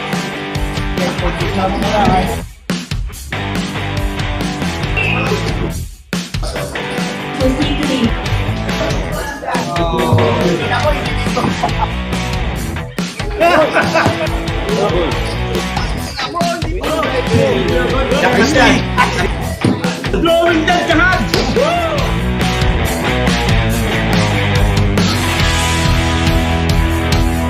Let's go!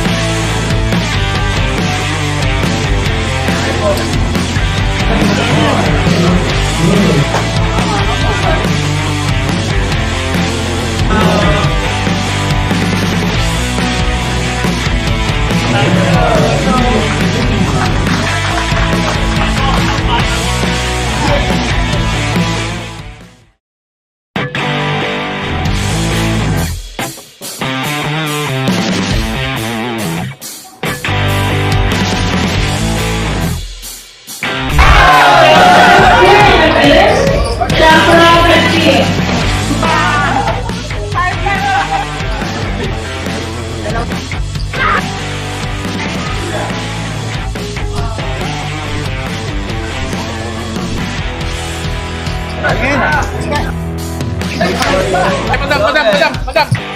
Blowing that jahat!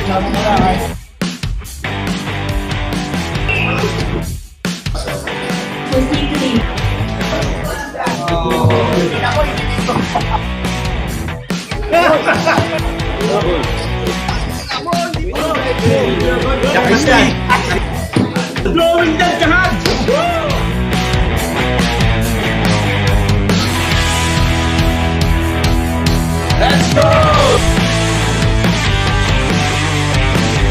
Ay, madam.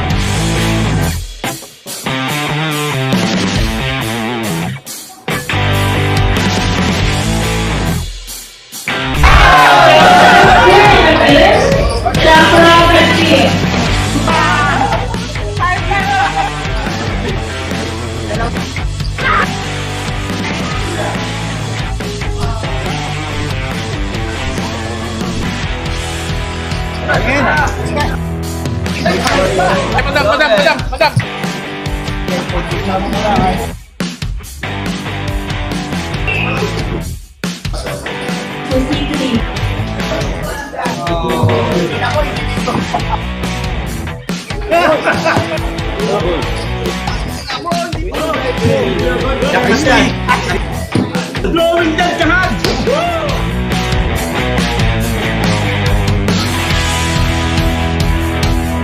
Let's go!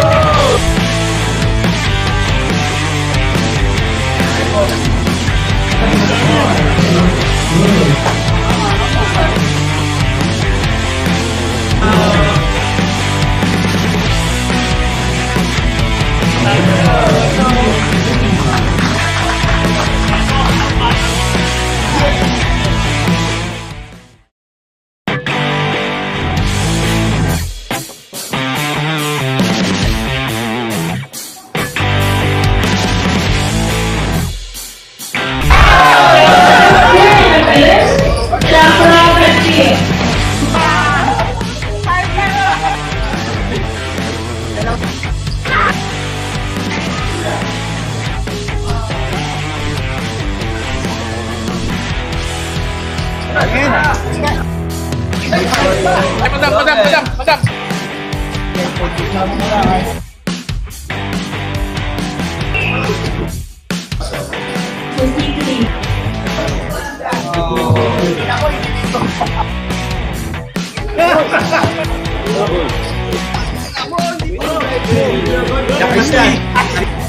Blowing that jahat!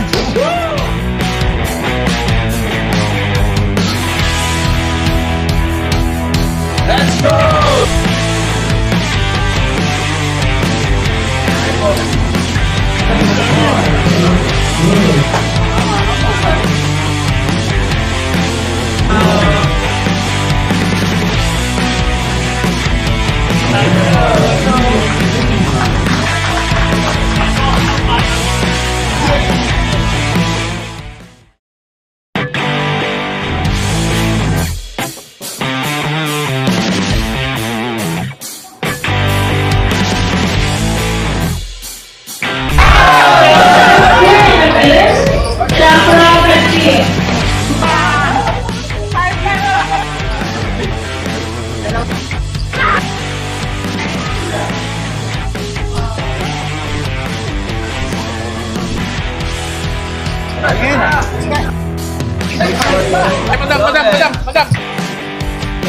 Blowing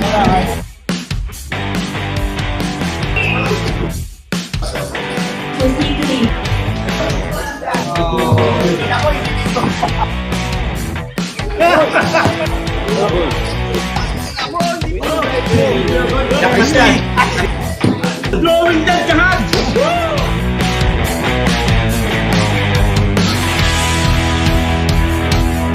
Let's go!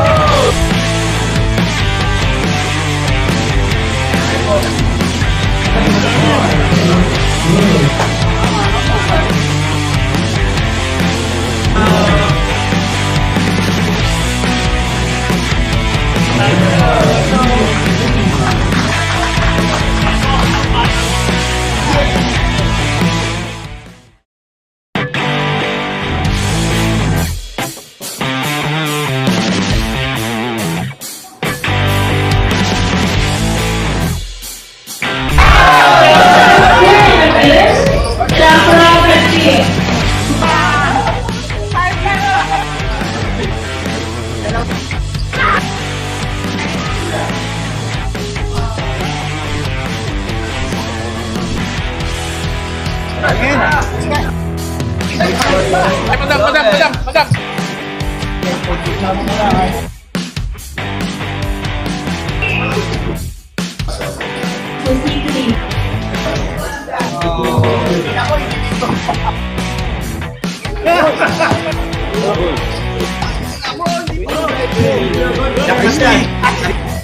Blowing dead kahat!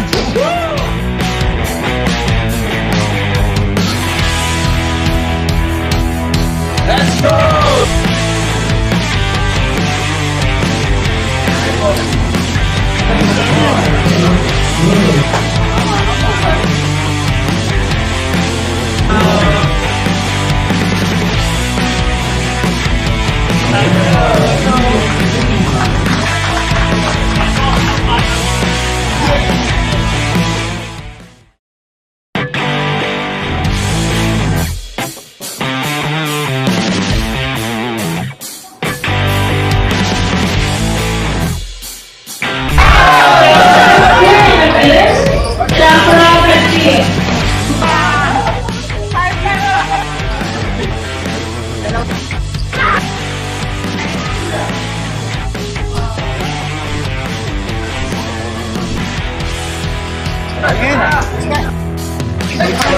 Ay, madam.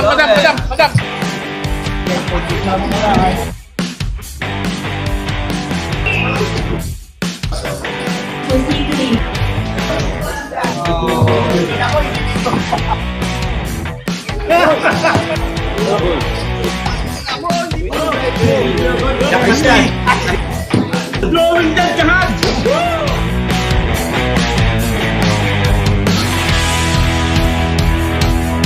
Let's go!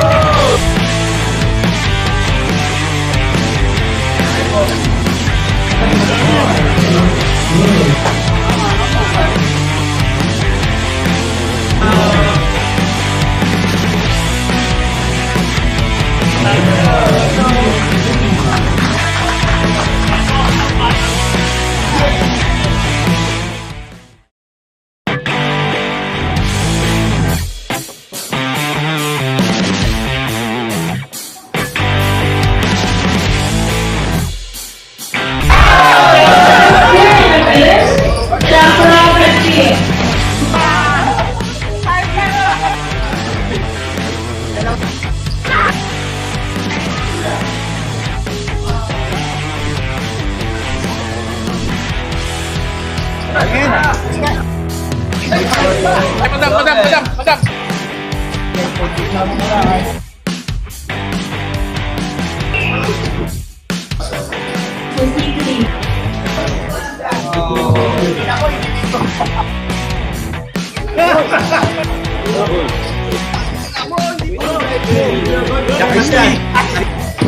Blowing dead kahat!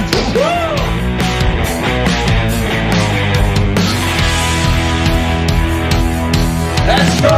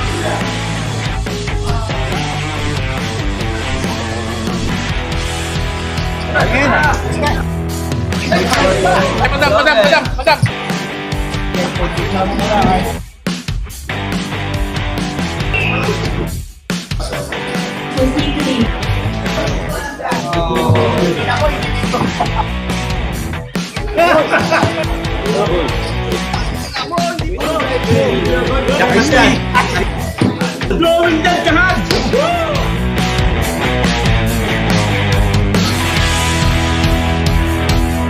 Let's go!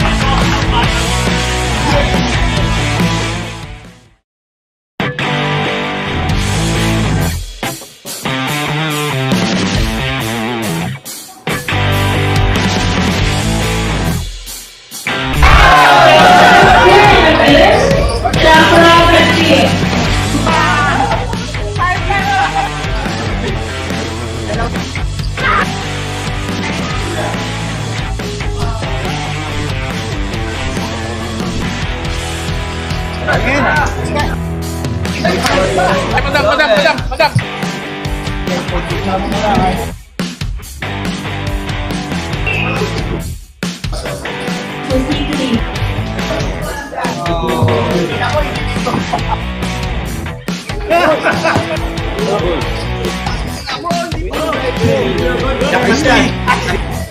Blowing that kahat!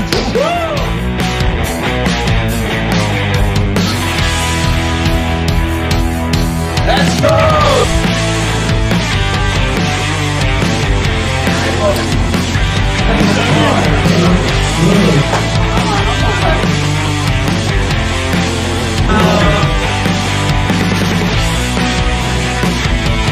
Madam.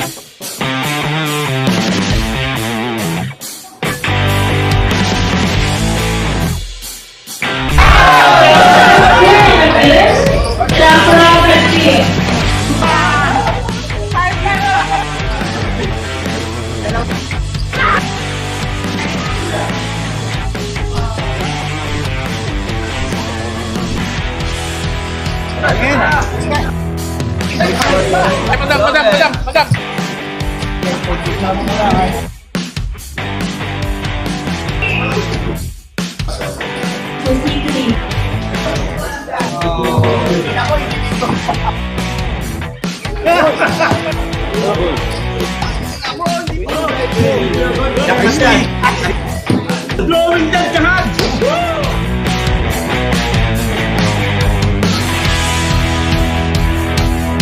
Let's go!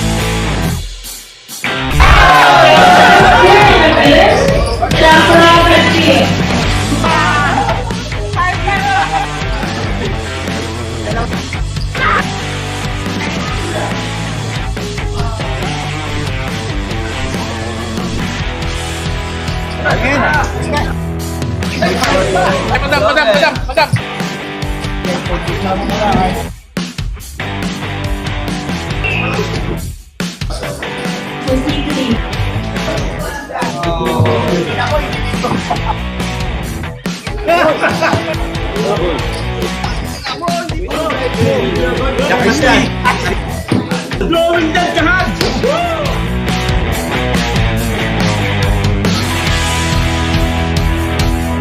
Let's go!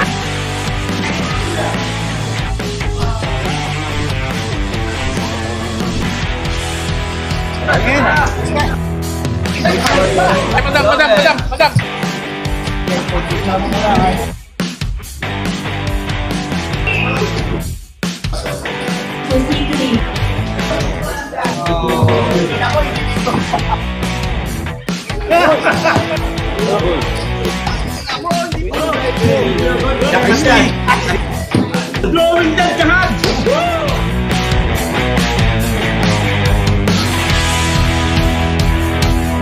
Let's go!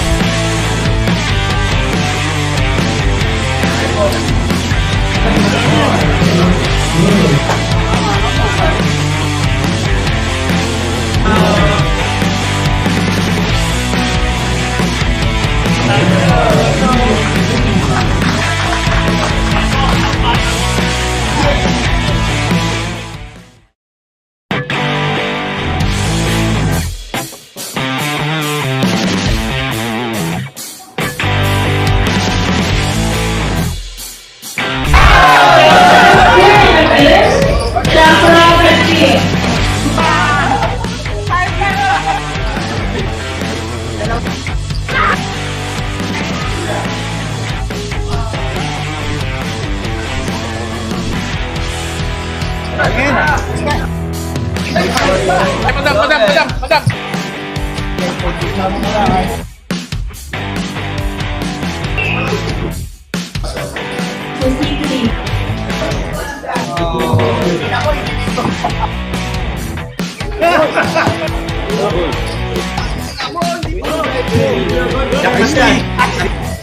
Blowing that jahat!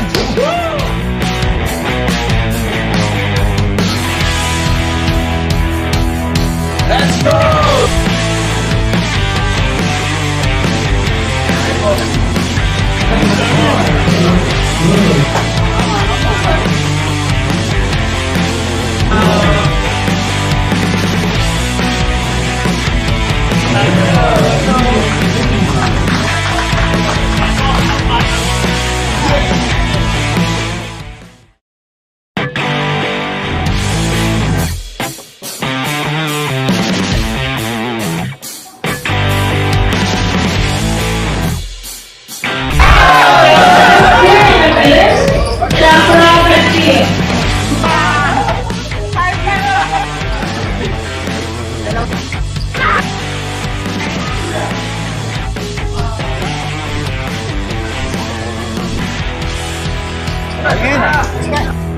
Ay, madam.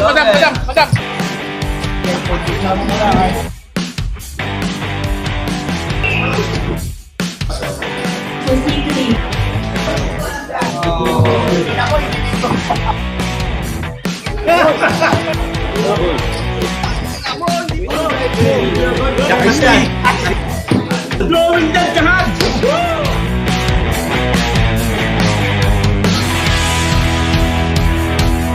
Let's go!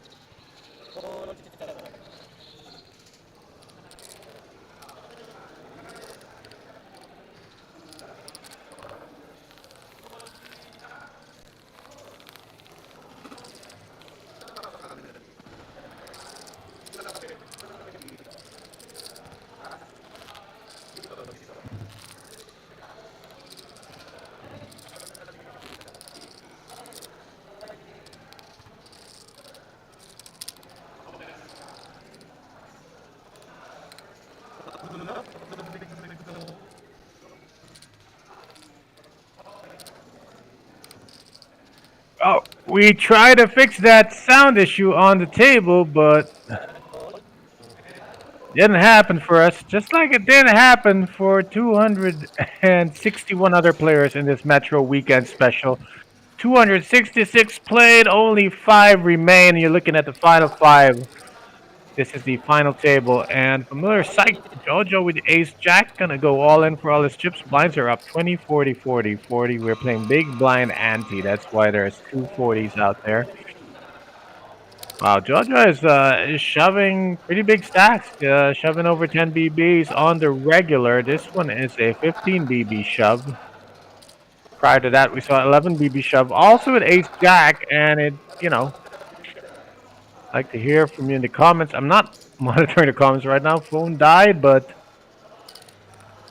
what do you want to get called with here? If you're only going to get called by better, could be tough, but the logic behind here is Georgia is just trying to eliminate any chance he can be outplayed. Wants to take the pot outright. Ace Jack is just a backup plan in this scenario. Right, we see Nico still in the lead, 1.4 million. Aki quietly taking a couple big pots and then just holding. And he's got 1.1. Been up and down ride from Mark. And Jojo steady in the 9 seat. Lloyd in seat 1. Busted out just before the break. And we are just left with some pretty significant stacks here. The short stacks have exited the table. Jojo Ledina, 9-6 of diamonds. Never seen him open for this week of a hand so far. Marking the cutoff, 10 deuce offsuit, that goes in the muck. And now Nico, who will play any 2 cards, especially folded him on the dealer button.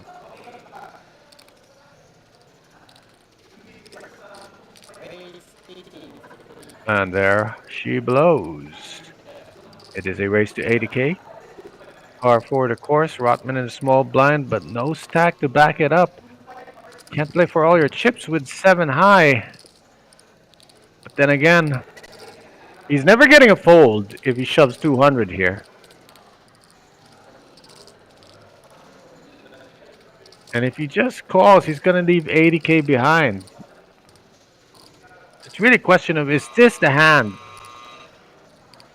He folds this, he's in the clear for the next 3 hands because it's a BB ante.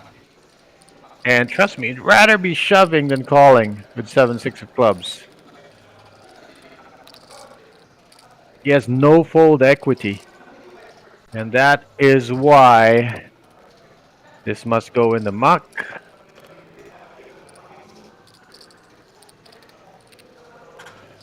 Rotman loves these suited connectors so much, he's decided to call, leave 80k behind. Figures doesn't work out, he can fold and hope something crazy happens and he ladders up somehow. But let's see. Well, he bought it. Let's see what he bought on the flop.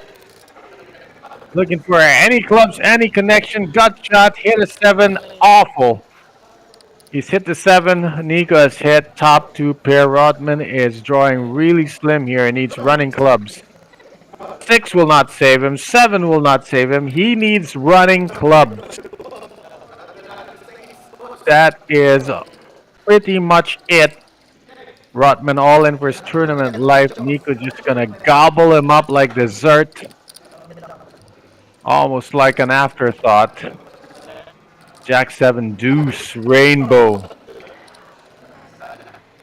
There's an ace and that is drawing dead for Rotman.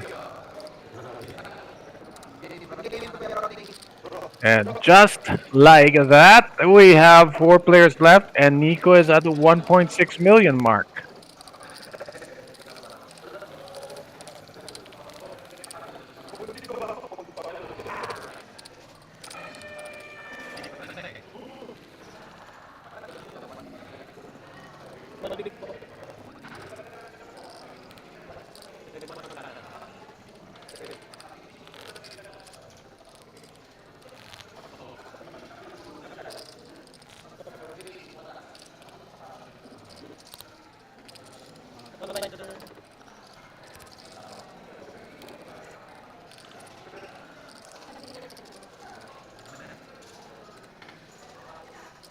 Four players left. Mark has ace king under the gun.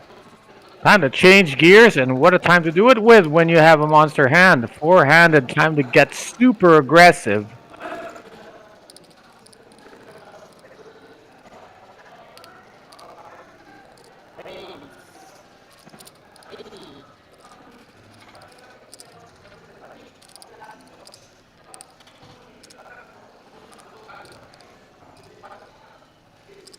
Wow. Nico's got ace in his page. You know he's thinking 3-bet. Whoa! He's gone all in, and this is Mark's. It's Mark's bet to snap up. Snap call, of course. Nico doesn't do that with aces. And once again, this is the question on my mind when you go all in with the ace, jack, ace 10 type of hands. You're only ever getting called by better cards. So it's almost a pure bluff, very little value. Nico, you know, where 200k might have sufficed, he went all in, and now he stands to double up Mark.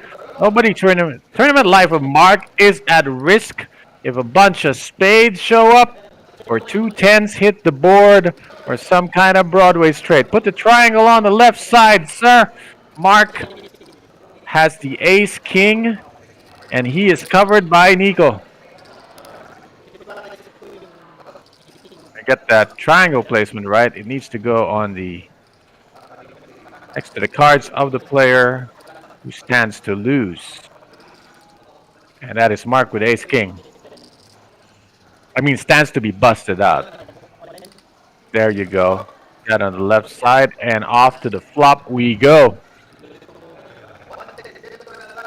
Domination here. What a great turn of events. The one time Mark's gonna get some chips from Nico, it's gonna be a big one. 9-5-9 is clean, but a 5 creates chopping outs.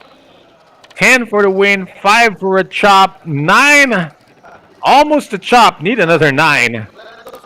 Right now the ace king plays as a kicker. The ace creates a chop. Oh, much ado about nothing. And only win is the big blind and the BB ante. Wow, what a tease for Mark Angelo Vergara. Just when you think you're going to double up and put a dent on what proves to be the most dangerous player so far at the table, you end up with a chop. Wow. That's like hitting a buzzer beater and the referee saying it was just worth 2 points and you go into overtime instead of winning the game. Back to the drawing board.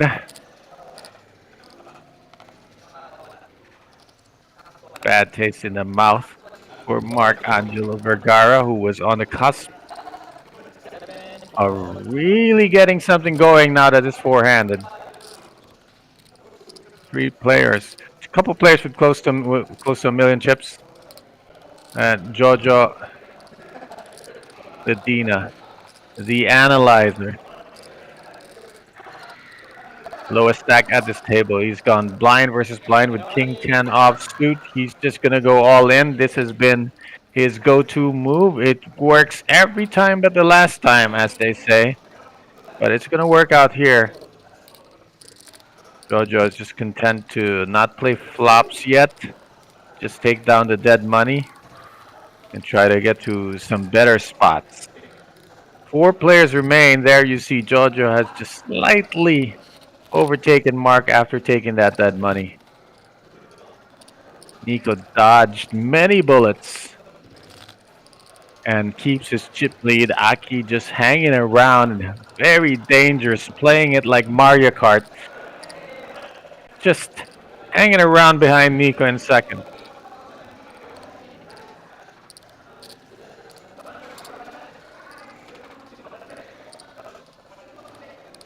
Aki's got pocket 8s under the gun. Time to get more active. He's picked his spots very well. Winning only the biggest of pots, losing a few small ones on his way to 880,000. Races this one to 90.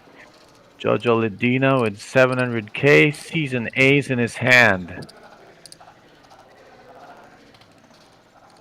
Well, all in has worked every time, and this time it's got some dead money, but Aki's range is pretty strong.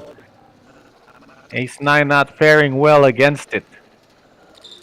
Mark's in the small blind with an ace, but Nico's in the big blind. And sometimes you just want to get out of the way here. Nico will defend with any 2 cards. Especially his radar is so spot on tonight. Every hand except the last hand was pretty on point. This time he defends with 6-9, Queen 4-5. Nico will be floating out of position. Let's see if he's got a check and call. I like Aki skipping the street here with second pair.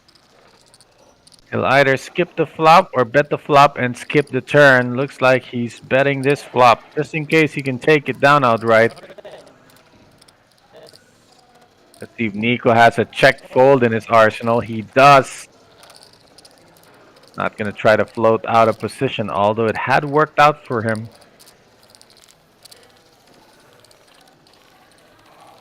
So Aki chips up to 1.1 million. Clear front runners and clearly a pair bringing up the rear.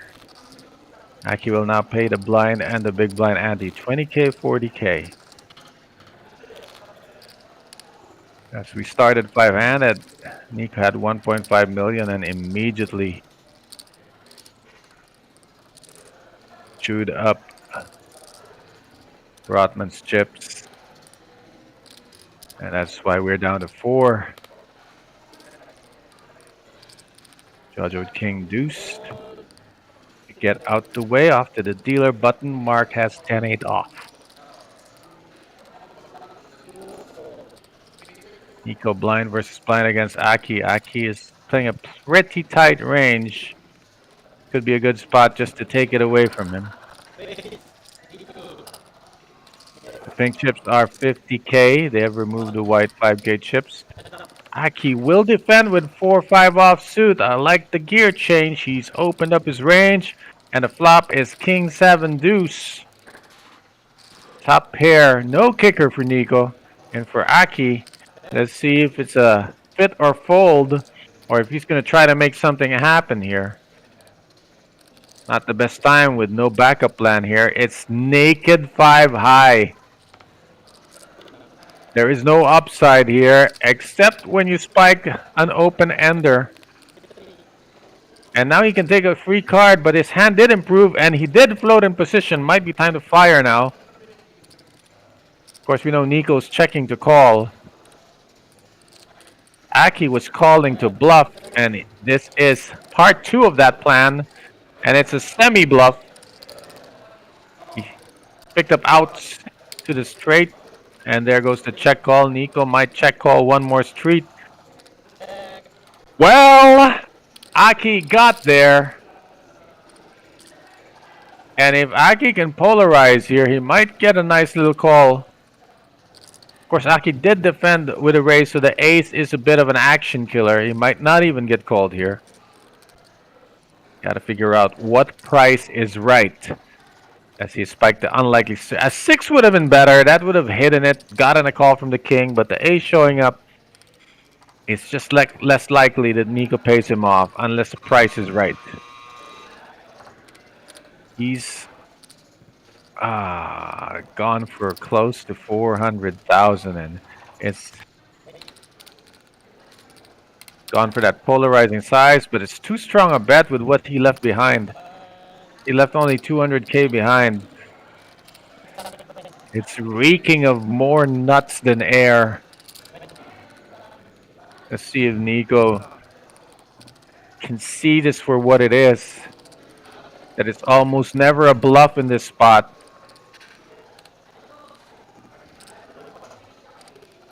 Nico's got a bluff catcher. What draw missed? Only a club draw. Losing the 2 pairs, weaker kings. Nico with a misstep. Somehow Aki gets him to call. Wow, there must be some table time or some history in play here for Nico to make that call. Aki bet everything but 200k of his chips. It was designed to look polarizing, but it really looked nutted. And Nico paid him off in a big way. Aki is now half the chips in play as he hits the 2 million mark. Wow. Working a little bit of his own magic. He's several skills in poker. It's a lot of skills. A lot of players think bluffing is a skill. That's true. But getting called by a weaker hand, that is a more technical skill and takes a whole lot of seasoning to develop. And Aki's got that down. Easy to get the nuts, hard to get paid. But this will change the dynamic as Aki is now the chip leader and Nico,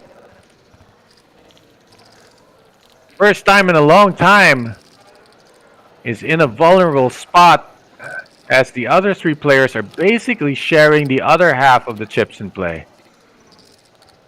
That would mean they each have about 1/6. Average stack is 1 million. Nobody else has that. Aki has 2. Under the gun suddenly. The door to make it to the heads-up finale of this final table is wide open. Nico has squandered his lead a bit there. Gonna try to make up some ground. Goes all in with Queen 3 offsuit. Yet another bet that only gets called by better, which means it works 90% of the time. And Nico just trying to get some air back into his tires after hitting a nasty road bump.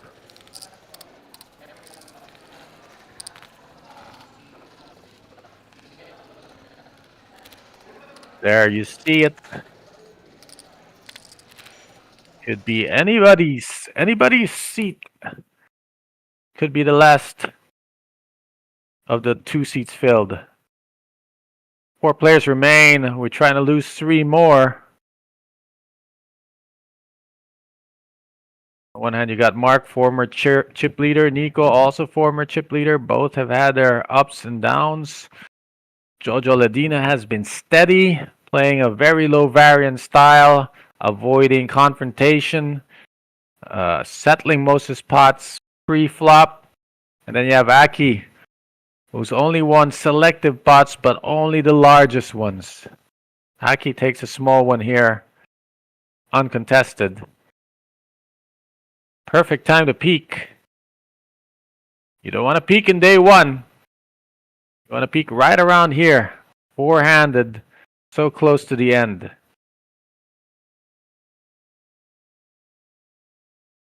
Four of the finest weekend warriors. And this live stream of the weekend special coming to you from the Metro Card Club in Pasig City. Aki's under the gun, king 6 suited. How wide is wide?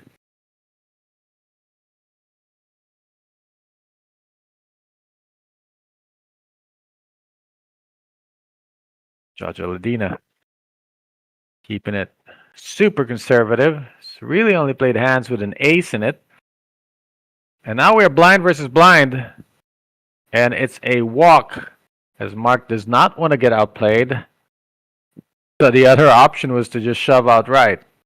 So folding, he determined, was best for that spot as we move on to another hand.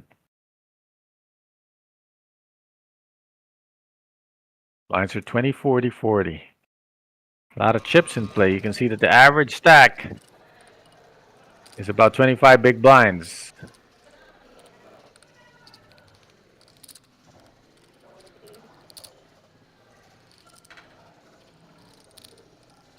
King 9 offsuit for Jojo Ladina.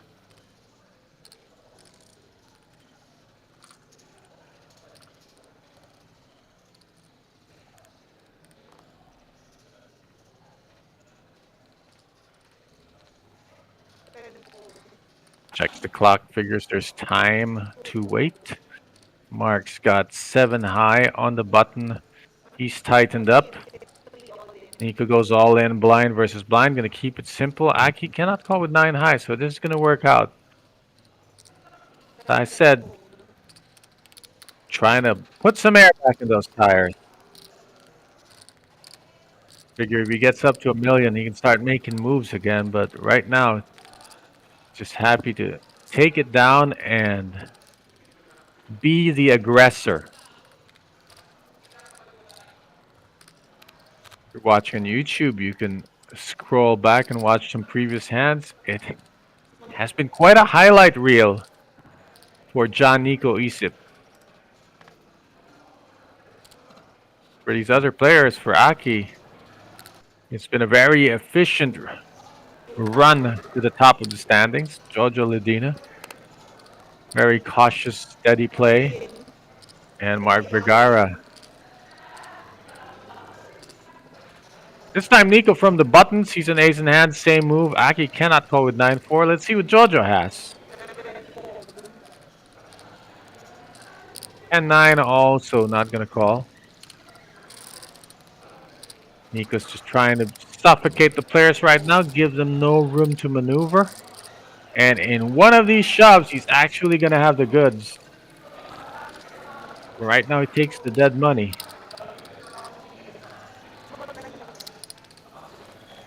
Shove after shove, each one netting 100,000 chips. As Nico moves up back to the close to the 1 million mark, he's at average stack right now. Average doesn't mean anything when you're four-handed. It's all about being the survivor, surviving the other players.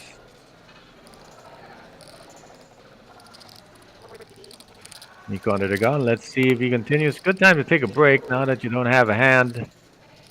And Aki's got 5-3 of diamonds. Got the massive chip lead. Let's see how he chooses to use it. Chooses to pick his spots, and now it's blind versus blind. Jojo might give Mark a walk here.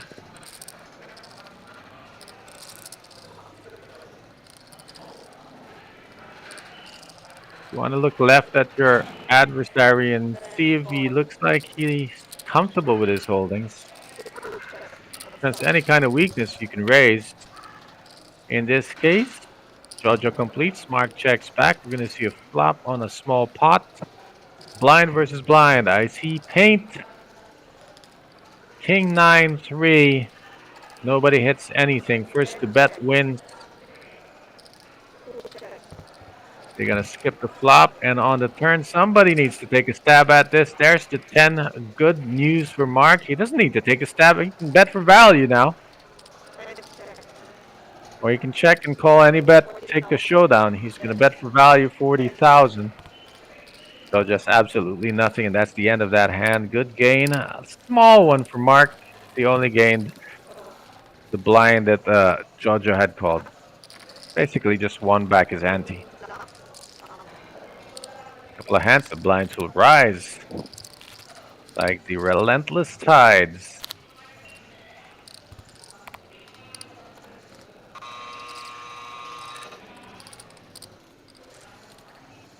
Four players out of the 266 that began this tournament. They are the final four. Aquino, Aki Cruz.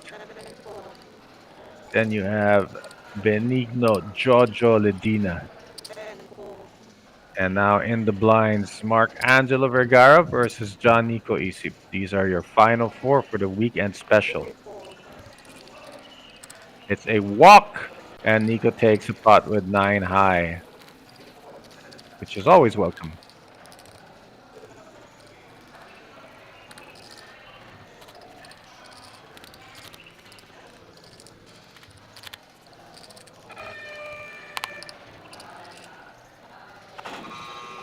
Incoming new deal. Button is unmarked. Got the garbage under the gun. Taking his time, but he's paying for it. With a little bit of skin each time.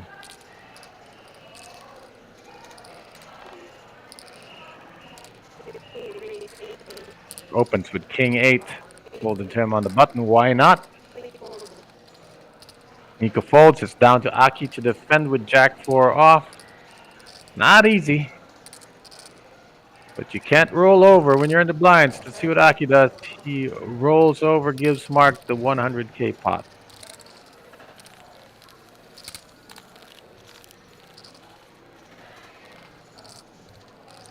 Aki's still in the lead. He's playing like a sniper. Just headshot here and there.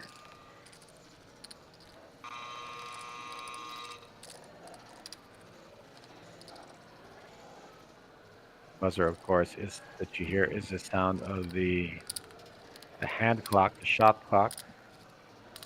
I call it the shot clock. They're not taking shots. It's the action clock. 4-3 offsuit on the button. Nico gives it up. Blind versus blind. Aki versus Jojo. Jojo's got somewhere around 10 bigs left. Aki will set the trap. Flat calling here, hoping Jojo does something he will regret. But Jojo can take a free look here. Suited connector can easily see a flop right now. Wow! He could not resist it. Aki set the trap. Jojo jumps into it. And Aki snaps the trap shut. Jojo Ledina is not in bad shape here. 41% is a big percentage. If I told you 41% of the time you would double your life's earnings, you would bet on it. But nonetheless, his tournament life is at risk. Essentially, it's 8 high right now, but it could improve on this flop. Aki has him massively covered. Will the flop help Jojo Ledina?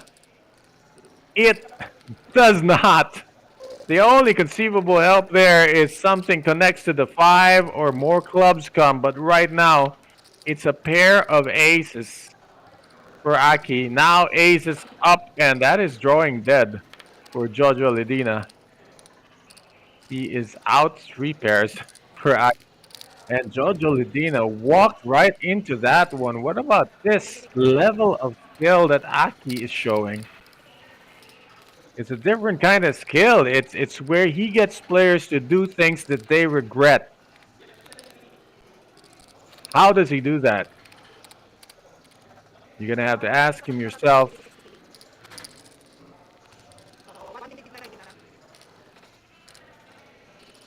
3 players left. And the blinds have gone up to 30,000, 60,000. Aki with an even more commanding lead. Nico's second place in the chip count. He's gone all in with King 8 of diamonds. Just going to keep it simple until Mark has no more room to breathe. So Nico's just going to keep shoving here as the middle stack. Well, Mark has to call this one. And this could be a change of fortunes. Mark's going to call, take a shot with a wired pair. The 2 8s are looking good because Nico's 8 is pretty much dead in the water. He's going to need diamonds or king. Mark Angelo Vergara with a pocket 8s. His tournament life at risk. There are 3 players left, but he stands to double up 64% of the time in these spots. He's mostly lost to Nico in no showdown situations. But this time it's a showdown situation and Nico has outflopped him. 1 outer for Mark Angelo Vergara. Wow, Nico's had his number all night. Outplayed him, outflopped, and this time he's outflopped him and it's just a blank. That 1 out. Not available. And Mark is eliminated. Just like that, we are now heads up. And that should pretty much put the chip counts closer to even. Nico might have 1.5 and Aki would have 2.5. That's a fairly close matchup. So our final 2 players, they're going to go heads up in a bit. I think we might... I don't know if they're going to bring out the trophy, take a picture. Looks like they're going to play right away. So here we go. Aquino Aki Cruz against John Nico Isip. 2.5 to 1.5 are the chip counts. Barely even as we start the heads up. And now Aki has nowhere to hide, really. He's been picking his spots, but now every hand has to be a spot. As we know, Nico can play any 2 cards. Aki needs to widen up and show us what he's got heads up. It is an unraised pot just completed by the button. The 9 is hit. Aki's going to check it. And this should be the end of it for Nico. Checking to fold most definitely. Well, there's a card that can get him to call 1 bet if Aki should find a min bet. Nope. Content to take the pot here with a pair of 9s. So, first pot goes to Aki. And we see 0.5 to 1.5. Barely close matchup. We'll see if they spend a few rounds dancing around the ring throwing jabs or if they're going to go for the head kicks right off the bat.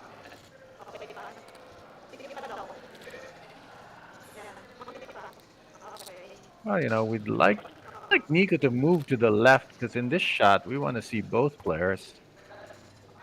Just something to note to improve further coverages.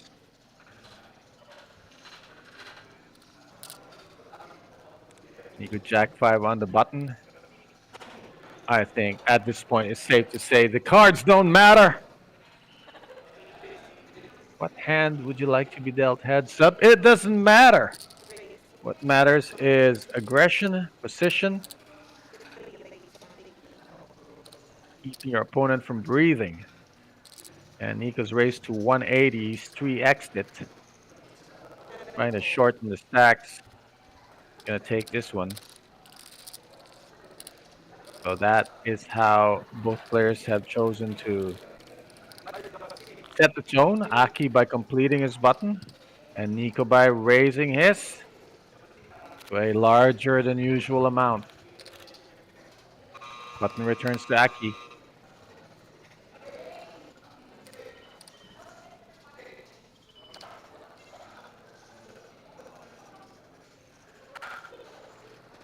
Pocket tens. Well, he's completed a previous button. Let's see if he completes for balance. or he's going to play straightforward. That is a raise to 140. Nico in the big blind. Can't really fold too many big blinds. Got to defend most of them. Nico picked the wrong time here. He's gone all in again. Second time he's done this and ran into a superior hand. As we said, these all-in bets only ever get called by better hands. They work every time but the last time. Will this be the last time? As Nico has 7 high, he is covered by Aki as pocket tens dominates him. Hello, there's a gut shot and a flush draw. So many outs with 2 cards to come for Nico. He could double up.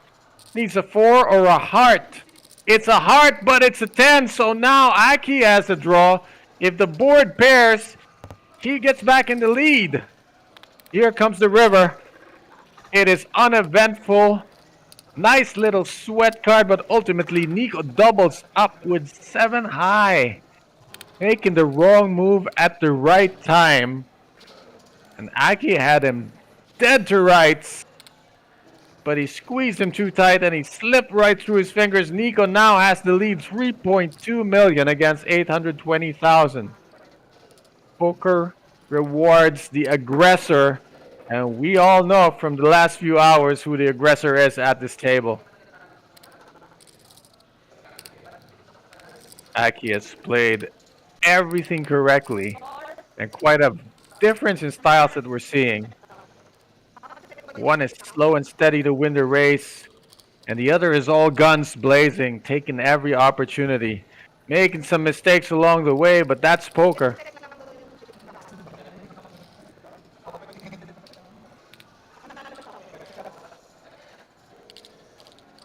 Not quite clear on what is being said at the table as our audio is a bit fuzzy.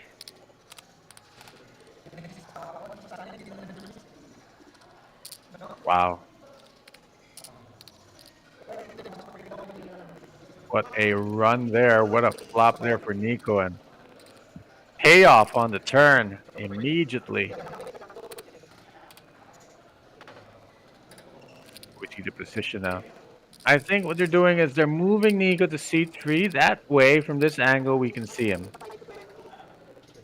So if you need a restroom break, it's a good time to go run there. They're going to change seats, update the chip count, stick it in the system, and then we're going to get going in a minute.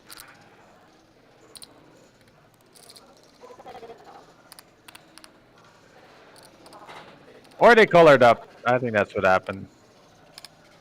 Nico is not moving to a seat on his left. They are just removing some 10K chips and chucking in some 50s. Also, they're doing a recount to make sure we can see from the chip counts. They should put some plaques in. Nico supposedly has 3.2 million. You can see a stack of the grays is 200,000, so it's 1.2 over there. Yeah, we might have got the counts wrong. It doesn't look like Nico has 3.2 million from this angle. Unless he hasn't been paid yet. Which I think is the case. I think Aki still has to settle that last bet.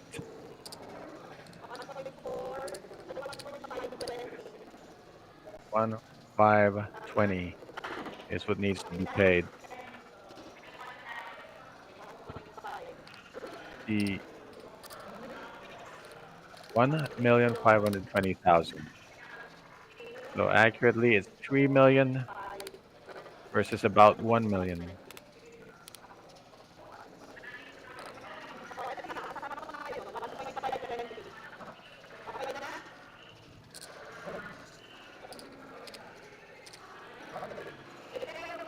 We all set. Roughly 3 million versus 1 million. That's what we're looking at. As Nico has taken the lead, a 3-1 advantage. They are the final 2 players here at the weekend special, 400K guaranteed. Unfortunately, while all this was going on, the clock was running. We'll see if they turn it back or just play it as it lies.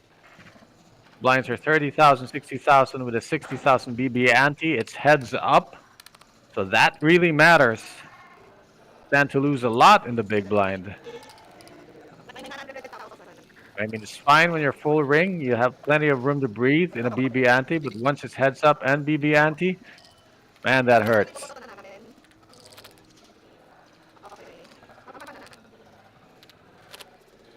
There we go. Yes, ma'am, we are okay to go.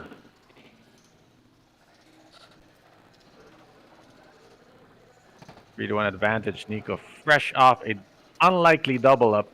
He had 7 high against pocket tens. Nico's gonna step on the gas. Aki will oblige with a call. This time Aki dominates him. We could go back and forth like this as Nico is trying to swing for the fences. Every bet a home run attempt. This time another unlikely hand. At risk is the queen 10, but looking in great shape as Nico can only win with diamonds or a 5 hitting the board. Let's see if this is indeed his night or morning. King 6-3, queen high, looking good for Aki. If he doubles up, it'll be 1.6 million for him. And now Aki's got the open ender. Only a 5 will change the fortunes here. And with this blank on the river, queen on the river, Aki doubles up. So 2.3 to 1.7. Back to the races we go.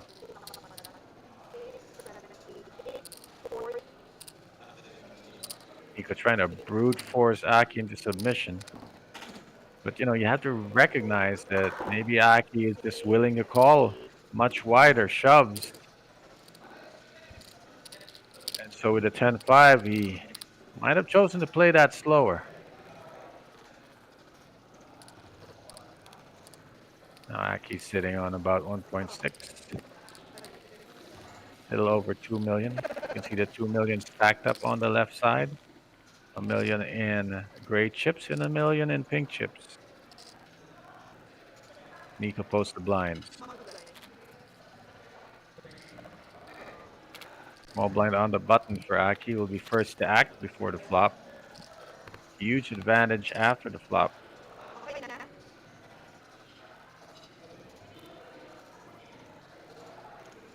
Let's see if both gentlemen choose to play fast.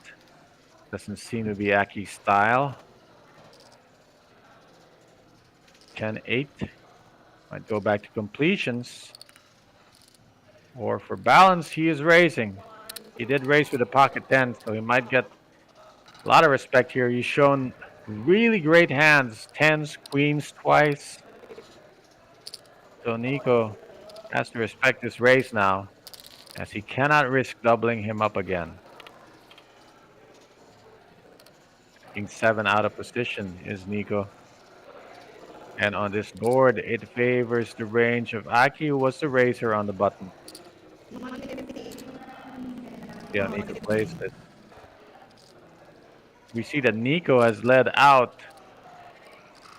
doing all kinds of unorthodox things to throw Aki off center. It's lead out, and Aki reads it correctly. These lead outs are hardly ever great. Very rarely are they from good hands, and so Nico must fold here, chuck in 150 as a stab that failed. And Aki recognizing that that board fits his range so much better than it fits Nico's range. Great response to the donk bet. And Aki is moving up a little bit there, picked up an extra 150,000 plus the pre-flop raise. They should be pretty much even now. Maybe almost dead even. 1.9 against 2.1. Aki might have slightly outchipped Nico. Nico gonna slow down and complete this button now that they are dead even. Both of them have garbage hands. Aki can take a free look, or he can try to push Nico off this hand that he had just completed. I believe we might have already flopped. Yes, Jack 6-4. It's a hit for Nico, gut shot for Aki. Aki can win hitting the 7 or spiking a 5 for a straight. 5 would be disastrous. We give Nico 2 pair. Story doesn't change there. Same 6 outs for Aki. Nico still ahead with a 6. See if there's going to be some value milking here. Instead, Aki will lead out into Nico. Nico should feel pretty secure calling with the second highest pair there. And now 6s and 4s with a jack kicker. Aki must bluff now. He's only got 7 high. And he's got to go for that polarizing bet size. 400. Anything less, just going to get snap called. And that is a snap call. Nico takes that one. And Aki bled about 600,000 into that pot. Now that is some beautiful heads-up poker. Both gentlemen playing it pretty well. Aki might have benefited from taking a little bit more time on that river to cough up a higher bet. Once again, easier said than done. Sometimes, you know, the bet size is 500K, but you just can't fire it.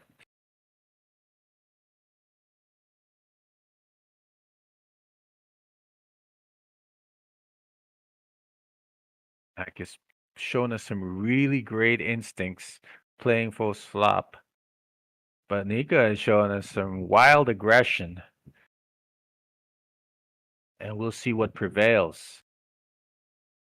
Aki has called 30K. Nico's going to take the free flop, I believe.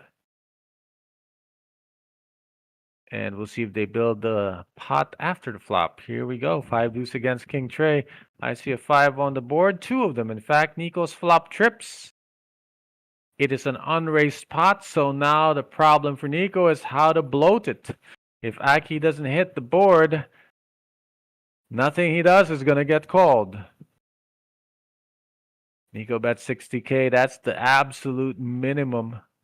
Hoping Aki will take one and float, but Aki's done. No gain for Nico there. Just takes the completed blind of the button. However, Nico is still ahead. Back to where we started. 2.5 against 1.5. This was about the spot we were at when Nico doubled up Aki.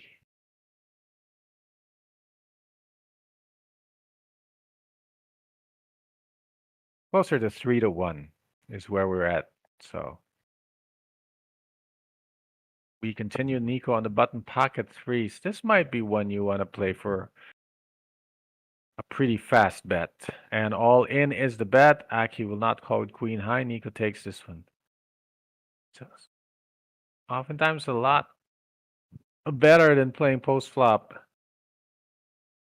as pocket 3s get weaker with each card that shows up on the board.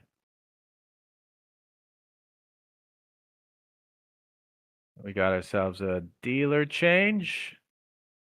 We'll see if that switches the fortunes of the players. Of course, dealers don't favor any player. Just superstition and favoritism. Last 2 players, you're watching the weekend special 400K guaranteed, streaming live from the Metro Card Club in Pasig City. On your right, Aquino Cruz, and now on your screen. Been mostly up. Only lost to a horrific run of cards, but otherwise has played pretty straightforward and bet when he has it. Made the right raises in the right spots to stay here in contention. King 6, 7, 2 diamonds on the board. Neither player has anything, but Nico will lead out for 100,000. Can Aki float this flop? He chooses not to, and Nico has gone to nickel and diming Aki down into a corner, almost has him there. 2.7s to 1.3. Right around 3-1, Nico might go try to step on his throat again, but for the past 2 hands, it's been Just small running plays. Few yards at a time as he tried to push Aki all the way back.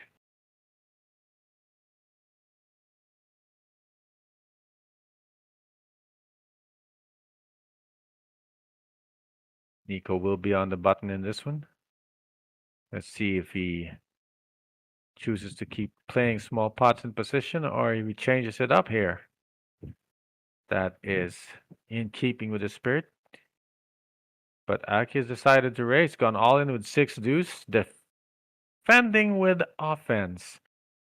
Saw the weakness in the completion on the button. As Nico has certainly raised with a more powerful hand, so nice read by Aki on that situation. Cards didn't matter. Well, now he sent a message, and we'll see if Nico adjusts next time that he's on the button. Right now, Aki's on the button.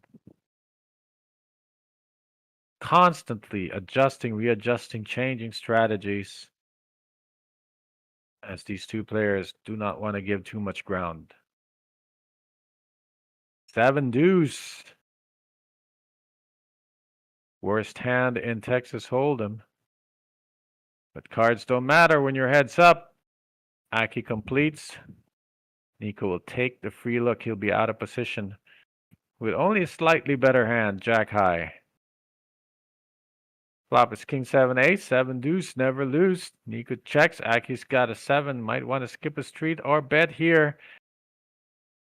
Gonna play it fast and take it down. Hey, anytime you win a pot with 7 deuce, take it. You done good.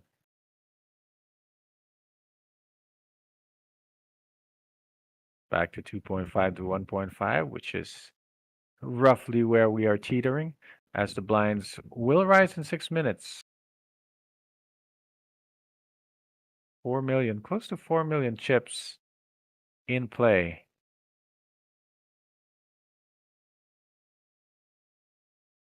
I figure that means 15,000 starting stacks. Nico, let's see if changes it up. No, keeps completing the button. And Aki might shove over him again. Let's see how it chooses to play this one.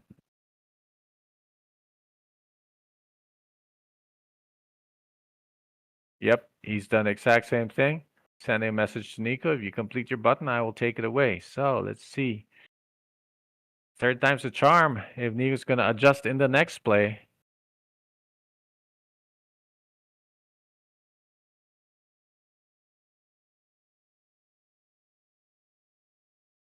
Well, Nico has a chip advantage, so certainly has room to change it up a bit and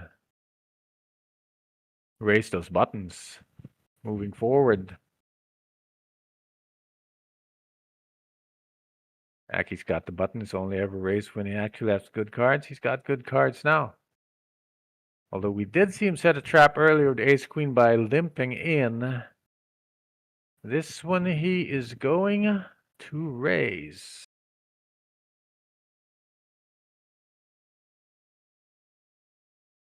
$150, Nico gladly calls. He feels very comfortable in post-flop situations, as we've seen.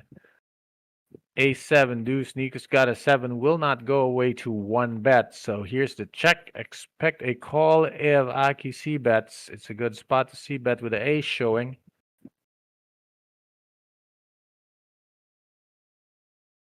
And we know Nico's got to call at least 1 straight. Cannot give up. So he's made a call. We're going to see a turn through all these glitches. And the turn is a 10, 2 pair for Nico. Would love to see him check here. Aki might fire second barrel now that he's improved to a Broadway gut shot.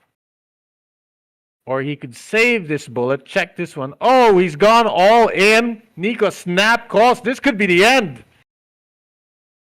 Aki misread his opponent's check for weakness. Fired that second barrel and it was a big one. Swinging for the fence, might end up hitting the umpire in the head instead. Only a queen can save him. There's 4 of them in the deck. Aki at risk. Nico stands to win this right now, as Nico has won the weekend special. John Nico Isip had played a highlight reel final table and has been not just entertaining but also excellent in post-flop spots. And you can see here few stats, but he is our champion for tonight. Thank you for watching the stream.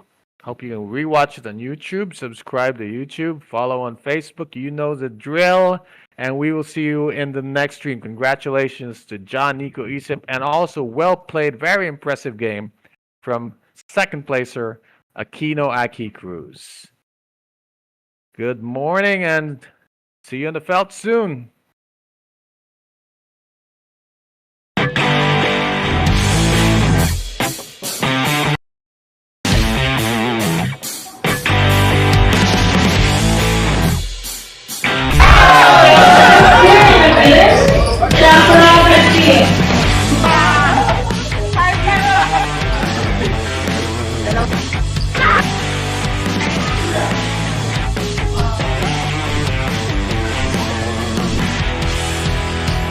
Madam.